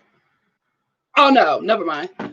Lord, so Bravo, there's a production company that sold Salt Lake City to Bravo, like brought the idea to them. It's still Bravo's idea, but they got all the Salt Lake City women together and, did a reel, which is basically what you do. What you do is when you want to sell a show to a network, you basically film the whole show, or at least the first episode, right? And you take this, it's called a reel, you take it to the network and you start to like pitch this show and say, listen, I want to do a show. I know you have a lot of housewives, but you don't have housewives in Salt Lake City. I want to do a show about these friends who are housewives in Salt Lake City, and this is what the show will look like. And you play the reel for the Bravo NBC execs.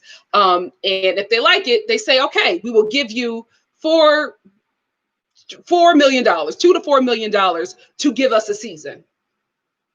And when you give us the season, if we like what we see, we'll renew for a couple of more seasons, right? So this production company that brought the Salt Lake Cities, not the idea, to Bravo, got the money from Bravo to film a season, right? So while they're filming the season, what happens is execs from NBC or Bravo will come to either the set or, ask to get some footage of what's going on. Like, especially if it's during COVID, they're not visiting, but they'll show up, they'll send a representative to see what's going on. They'll also look at the footage, look how the cast is interacting, have you send the footage to them of what you have so far, and they will make a decision if they want to continue, if they want to take something away. Like, basically, they don't wait for you to film the whole season and then send it to them. They are checking everything. So halfway through, Bravo didn't like what they had. Bravo didn't like what they did. They did not like the casting. They didn't like the footage. None of that. So when you see the ladies in those throwbacks, they all look drastically different. Fashion, look, the whole thing. And they're talking about stuff that they're not talking about on the show, because that is very old footage. So I feel like Salt Lake has been being filmed for a very long time. So that's old footage that you're seeing, not just footage. You're not seeing footage from the season that you're watching now. You're seeing footage from a season that was already filmed with a different production company. So Bravo said, this production company always delivers for us. What production company is it? Let me know in the comment section. It's right here, but I can't, for some reason, I can't think of the name. But this production company has done a bunch of shows, right? They're like the 90 Day Fiance production company. They just 90 Day Fiance, Sharp Entertainment. They're like Sharp Entertainment. They just do good. Kinetic? Is it Kinetic? Let me know in the comment section if you know the name. But they just do good work, right? So Bravo was just like, we've already worked with them. We know what they can give. Fire this one. Let's fire this company. Have whatever footage that we have left, because this is still their show. Although this production company probably, cast the ladies and, worked out the budgets and all that stuff, it's still Bravo's show. So Bravo took everything, the footage and everything that this production company had, fired them, hired this good and faithful production company, and they were able to film, give us this season, because the season that we are getting now, we would not have had this kind of quality. The ladies' fashions were garbage. This was not the main cast. The main cast was Meredith 2.0, that drunk girl that we saw at Jen's party. Happy birthday to you. Oh, is it not your birthday? She was a part of the main cast. I would have kept her. Mary was a friend of the show. And I think Mary and Whitney were friends of the show, I believe. So the production company recast, does something to these ladies' fashions, and now they're looking drastically different. And the friends group is drastically different, because this is why when you see Mary and Whitney hang out, it's like kind of awkward, because they're not really friends. Mary was a friend of the show. I believe she was a friend of Jenn. Wow, right? So that's how she got on the show, but she wasn't an original cast member. So that production company, I guess they sat with Mary for 2 seconds. The new one that Bravo hired, they sat with her for 2 seconds. It was just like, how in the hell are you not a lead? And they made Mary a lead. So that's why Mary's relationships with the ladies are a little disjointed, because they're not really friends with her. They don't really know her like that. So next season we'll probably get more relationships from the ladies, but it's a little disjointed relationship wise right now, because this is actually a group of girlfriends that Bravo, the new production company, put together. All of them are not actual girlfriends. Some of them are just like acquaintances, and some of them don't even know each other. So that's why that production company switch changed. And listen, Bravo made a good call. That's why they're this huge network that they are now. They made a really good call, because this cast is phenomenal. And that production company, they're going to keep on using that production company, and they're going to keep on getting their coins. So what is the name of the production company? Because I didn't look up the story. Oh, she was so good, but they dropped her down to a friend of the show. I think they dropped her down to a friend of the show because Mary and her have the same kookiness. And but the thing about Mary is that that's not better, but better for TV, is that she's kooky, a Black woman who's married to her step grandfather. How you gonna let that pass on reality TV? Absolutely not. No, it's not Connecticut. It's, yes, Baba, it's also the beard.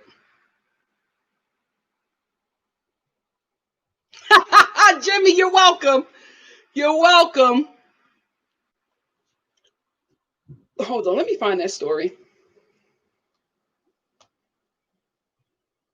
Because I know I know one of you beautiful people sent it to me.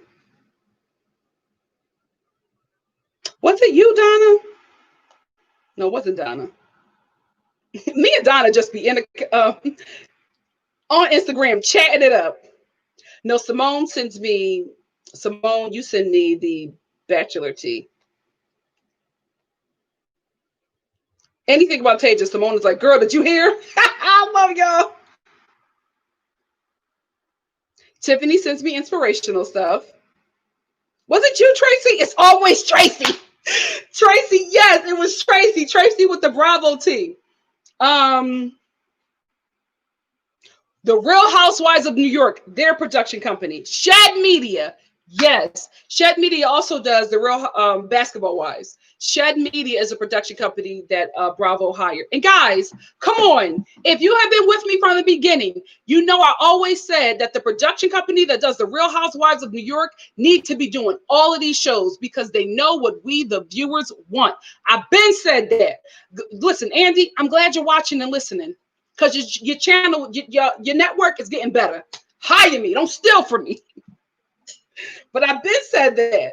Shed Media is that production company. They know how to do a reality TV show based around women. of luxury. Because they, guys, if you look at them throwbacks, Meredith don't look like that. Jenn, yeah, Jenn don't look like that. Mary, who knows? Who knows? But the women's fashions have upgraded since Shed Media came on in. Shed Media was probably in their closets and was just like, listen, that Charlotte Russe mesh y'all was wearing when y'all was filming with that other production company, not today. Let's go in your closet and see what you got. And if you don't have nothing nice, you better start renting stuff. You better start renting the runway. And that's exactly what them broads did. Shed Media is that girl. They know what they're doing. Shed Media knows exactly what they're doing. And it's a really diverse production company. I know a couple people who worked it. They're very diverse. See, diversity works. Diversity works.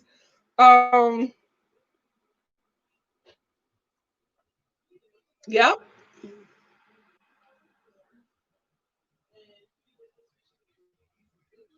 That's why it's taken so long for us to get Salt Lake City. That's why, guys. El Boogie, you finally saw the gift that I'm talking. That's my favorite gift of him. That was the gift where I was just like, okay, I get it. I get it. Yeah. Miss Pearl Sugar says, shout out to all of y'all who put us on the Chris Evans Velvet gift. This will be bookmarked for rainy days. I ain't even going front. I got that saved. It's for those days. It's for those days. Yes, but yeah, he let them pants. We did too. But yeah, the drunk girl is a key. I like her.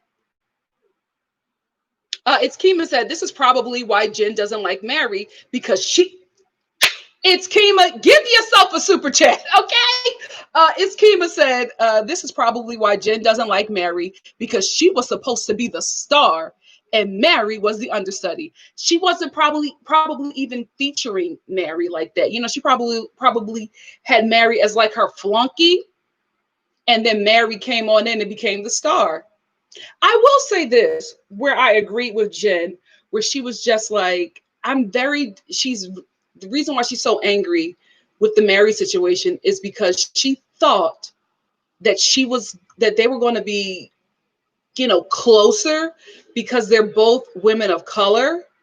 And she thought that because we have shared experiences, not the same, but shared, that, you know, they would have a bond, a closer bond.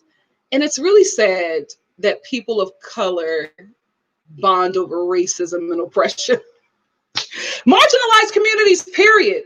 All marginalized communities bond over oppression and some kind of ism, sexism, racism, ageism. It's just like, it's so sad. But I totally get where Jenn is coming from. Who hasn't been there? Who has not been there when you are the only, you know, you're only one in the room, and then somebody who is not like you, right? It's not another, I'll use myself as an example. You're working at a job and you're just like, oh my gosh, I'm the only Black person here. Oh, it's uncomfortable. I'm scared. You know what I mean? Like, it happens. It happens. And then you see somebody and it's just like, oh my gosh. Even though they're Filipino, come, my Filipino friend. Let's work. Let's go through this journey at this job together.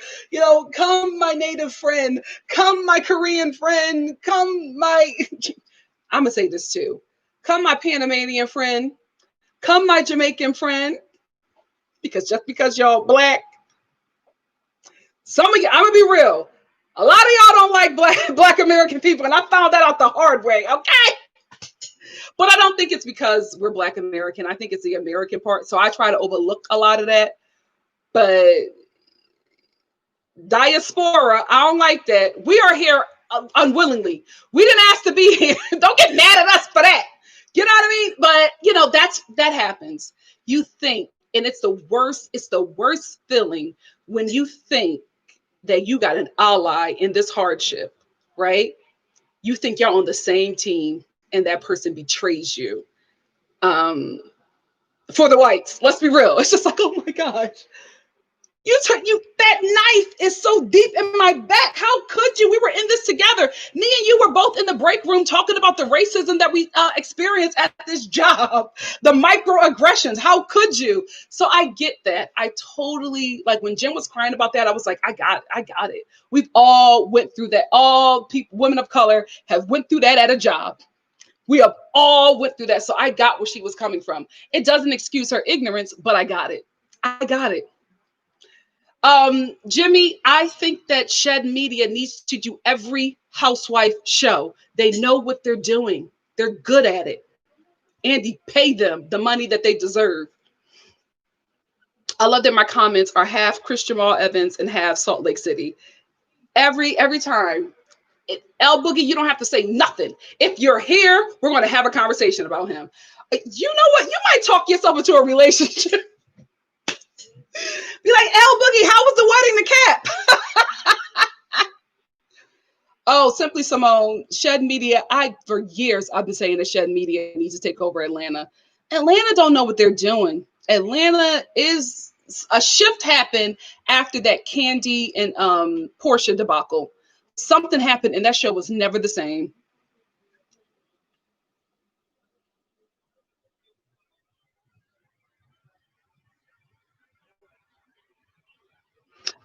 Candace Reynolds said that explains the friction between Jen and Mary. Would also explain why Mary's husband said Jen is jealous. Yep. Baba said the Meredith's fashions are amazing. They look great now. Check them throwbacks, guys. They were dressing real regular. Yeah, guys, Jen thought that Mary, she was supposed to be the friend. And then Shed Media came in and made her, on the same level as her. And Jen got an issue with that.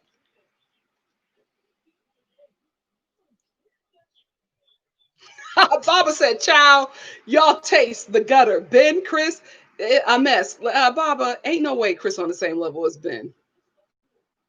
No way. Y'all can say whatever y'all want. That dude, like today, he's fine, right? But back in the day, listen, I'm gonna talk for 19-year-old Nikki. Back in the day, oh, he was my white bae. Especially after that,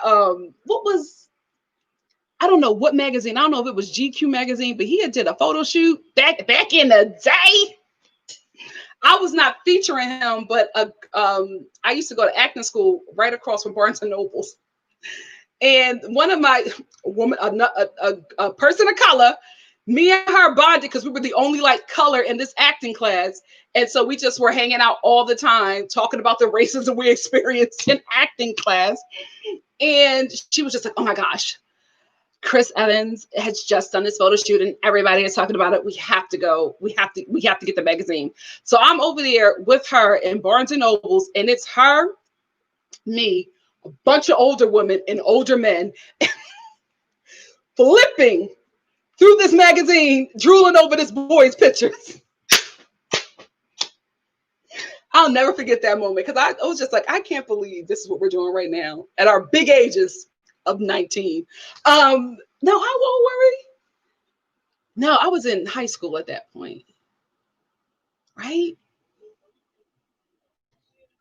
Was I 14?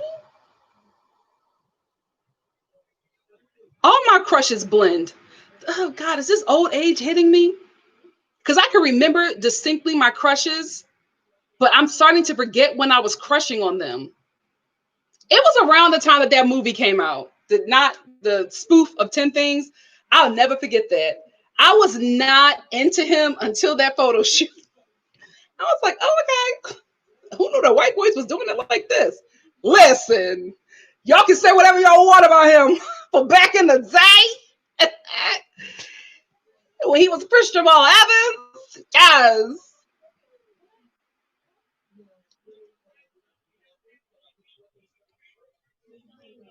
Sorry if you hear arguing. My sisters are fighting over dinner. Yes, I'm still filming. Soon. Soon.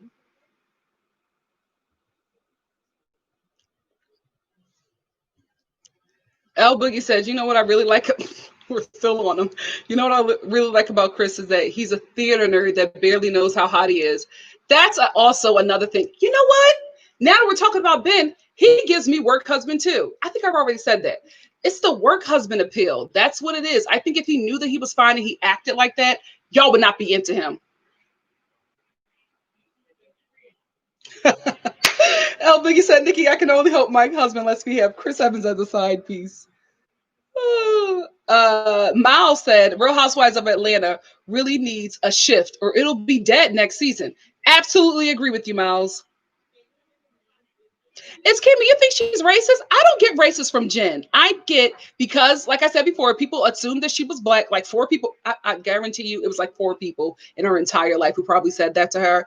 And because she sleeps with a black man, is married to a black man, and was embraced by his black family, and has these 2 sons who, you know, to the world in America are black men. I feel like she feels like I have space to speak. It's disrespectful is what it is. I don't get racist, but listen, I could be wrong. That's what it was, Simply Simone. Johnny Storm. Y'all can say whatever y'all want, but when he was Johnny's, the first Fantastic Four, I don't know what happened at the second one. But the first Fantastic Four, don't lie. Don't lie to yourselves. Don't lie to yourselves. That first 10 Fantastic Four, he was it. He's better with when his hair is buzzed, child, buzz with a hat to the back. Y'all better stop playing. Y'all better stop playing. Now, y'all know I'm a Chris Pine hoe, but we're not going to sleep on Cap. We're not going to sleep.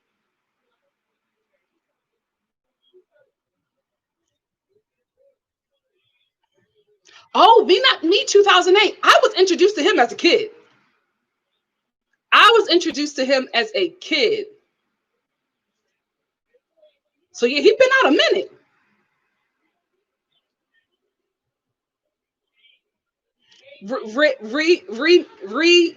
Said, how do we get on Chris Evans? I've been here for 30 minutes and here we are. El Boogie. She didn't say anything, but she's here. She's here. So that's how we got there. Yeah, I don't think he was on anybody's radar. I think this is what's happening. I think with Chris Evans, I think the younger generation is discovering him. I think that's what's happening. And because the younger generation is on social media, it seems like everybody is obsessed with him. It's just the kids, which is a little creepy because I was like, he's almost 40.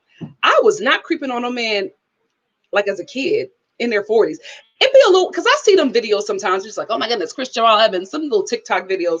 Some of them be teenagers. I'm like, I don't feel comfortable. I don't like this video. Why are you 15 talking about how hot Chris Evans is a daddy? You're 15. No, never some millennial. I'll let it slide. But you're 15. And I know another thing is a lot of them are doing it because it gets you traction to your page. It's popular. It makes you go viral. That's another thing. It's a little marketing gimmick as well. But I think because a lot of those people who are making those videos are also black women, it's like, look at these black women talking about this black man, not knowing it's marketing and it's just younger people discovering something that's been out for a long time. That's all it is. And also, people, there are black women who are Marvel fans. A lot of these people making these videos are also Marvel fans, and they are obsessed with everybody. They make videos about Thor. Y'all don't care about Thor, but y'all care whenever a black female Marvel fan makes a video about Cap. Chill. It's not like, it's not that big of a deal. But I think it's because of who it's talking about him. People are like, oh my gosh, look at this taboo situation. Chill. Chill. Simply Simone said Chris Evans as Johnny Storm in Fantastic Four was where it started for me. Had me simping as a preteen. He was hot in that movie. Like we're not gonna lie, guys. We're not gonna lie. Let's not lie. You know what I mean? This is a safe space. We can talk. Amirio J said, I jumped into this live at the right perfect time. We always end up talking about Chris Evans. I'm telling you, I don't know what it is. It's L Boogie. It's L Boogie. Oh, it's Kima. The first episode of The Real Housewives of Atlanta was so hard for me to get through. It's just, I was starting and stopping, taking a nap, getting something to eat, running errands. I finally got through it. Yes, L Boogie, it's you. If L Boogie is in my chat, just know how this is going to end. It's going to end on cap. Tracy said, I'm not watching until episode 4. You know what? You're right. Your RHOSLC 2019 said today's 40 is not 90s 40. Absolutely right. Because we are moisturizing and doing what we need to do. Okay? You're very right. It's Kima said, I went to a Maxwell concert in my early 20s. I was the only one there under 35. I was the only one without an extra pair of panties to throw off the stage. Guys, I took my mom to a Brian McKnight concert, and the older ladies there, whores.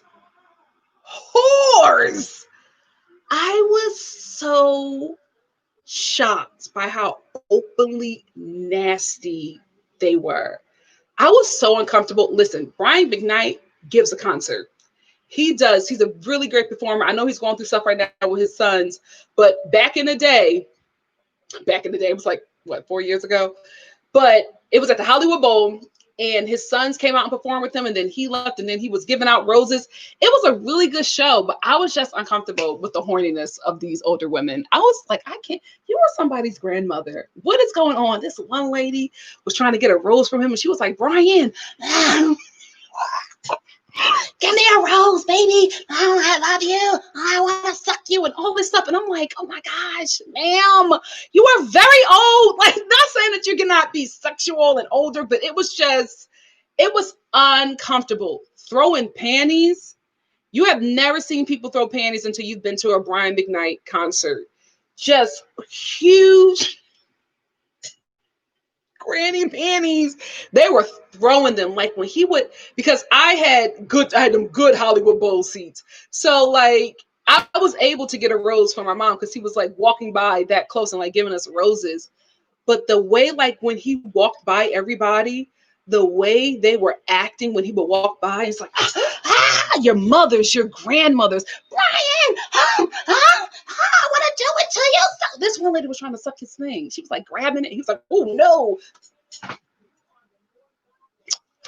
If you hear somebody speaking in tongues, it's my mom. It's her prayer call time. Just know. Okay. But it was a lot. It was a lot. Oh, still waiting on Lovecraft. I have to finish it, Soprano too. I have to finish it. His suit. Oh, his whipped cream suit. Yes. Oh, God. Simply Simone said Chris was on a podcast a few weeks ago and said he was open to his next movie. Oh, I remember that Thirst 8 podcast. But they were really trying to make him, like, they wanted him to have a black woman so bad. And it's just like, black women.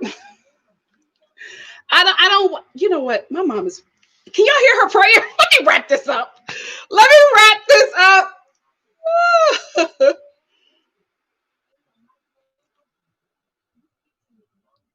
Oh, go ahead, Miss Brown Sugar. I'm actually going to get off anyway because my mom's prayer call is about to get out of control. When they start speaking in tongues, it's over for me, guys. There's no way. Oh, Baba, it was a mess. It was a great show. Like he does a great show, but just know if you're going with your mom and your aunties, they're going to act a way you do not expect. Just be prepared for that. Just be prepared for that. That lady was grabbing at it. I was like, ma'am. He was like, no, baby, don't. Never again. Oh, y'all love that paparazzi clip from 20 years ago. Listen, do y'all even know if that was a black woman? Y'all just saw somebody dark and was like, he likes black women. That lady could have been South Asian. She could have been a white woman with a real dark tan. Like, y'all don't know. Y'all don't know. Oh, I gotta go. Y'all know you can get hallelujahs. Candace said, honey, we are moisturizing and hydrating. Tracy said, this is why I don't want Roni to go younger. Watching old women thotting and bopping is funny to me. I love a diverse group of women. I think it's so much fun. Y'all, I know y'all can hear her. I gotta get out of here. Yeah, she could be East African, Sri Lanka. Yep, yep. L Boogie said, I know she's black. I can see the tracks. Where is she? Have we been able to find this woman so we can confirm her ethnicity and what it was like to be white half? Spill the tea, sis. Like, what's going on? Anyway, the prayer call is getting louder and I have to go. Ciao. I cannot sit on this live and act like I don't hear my mother and my grandmother screaming in tongues in the living room. I can't. I can't. I don't know when Jersey is coming back, Jazzy Go, but I hope it's soon.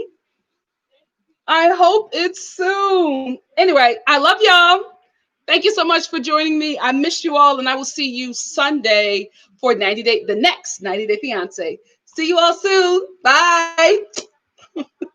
Oh, L Boogie, you are a mess. A mess.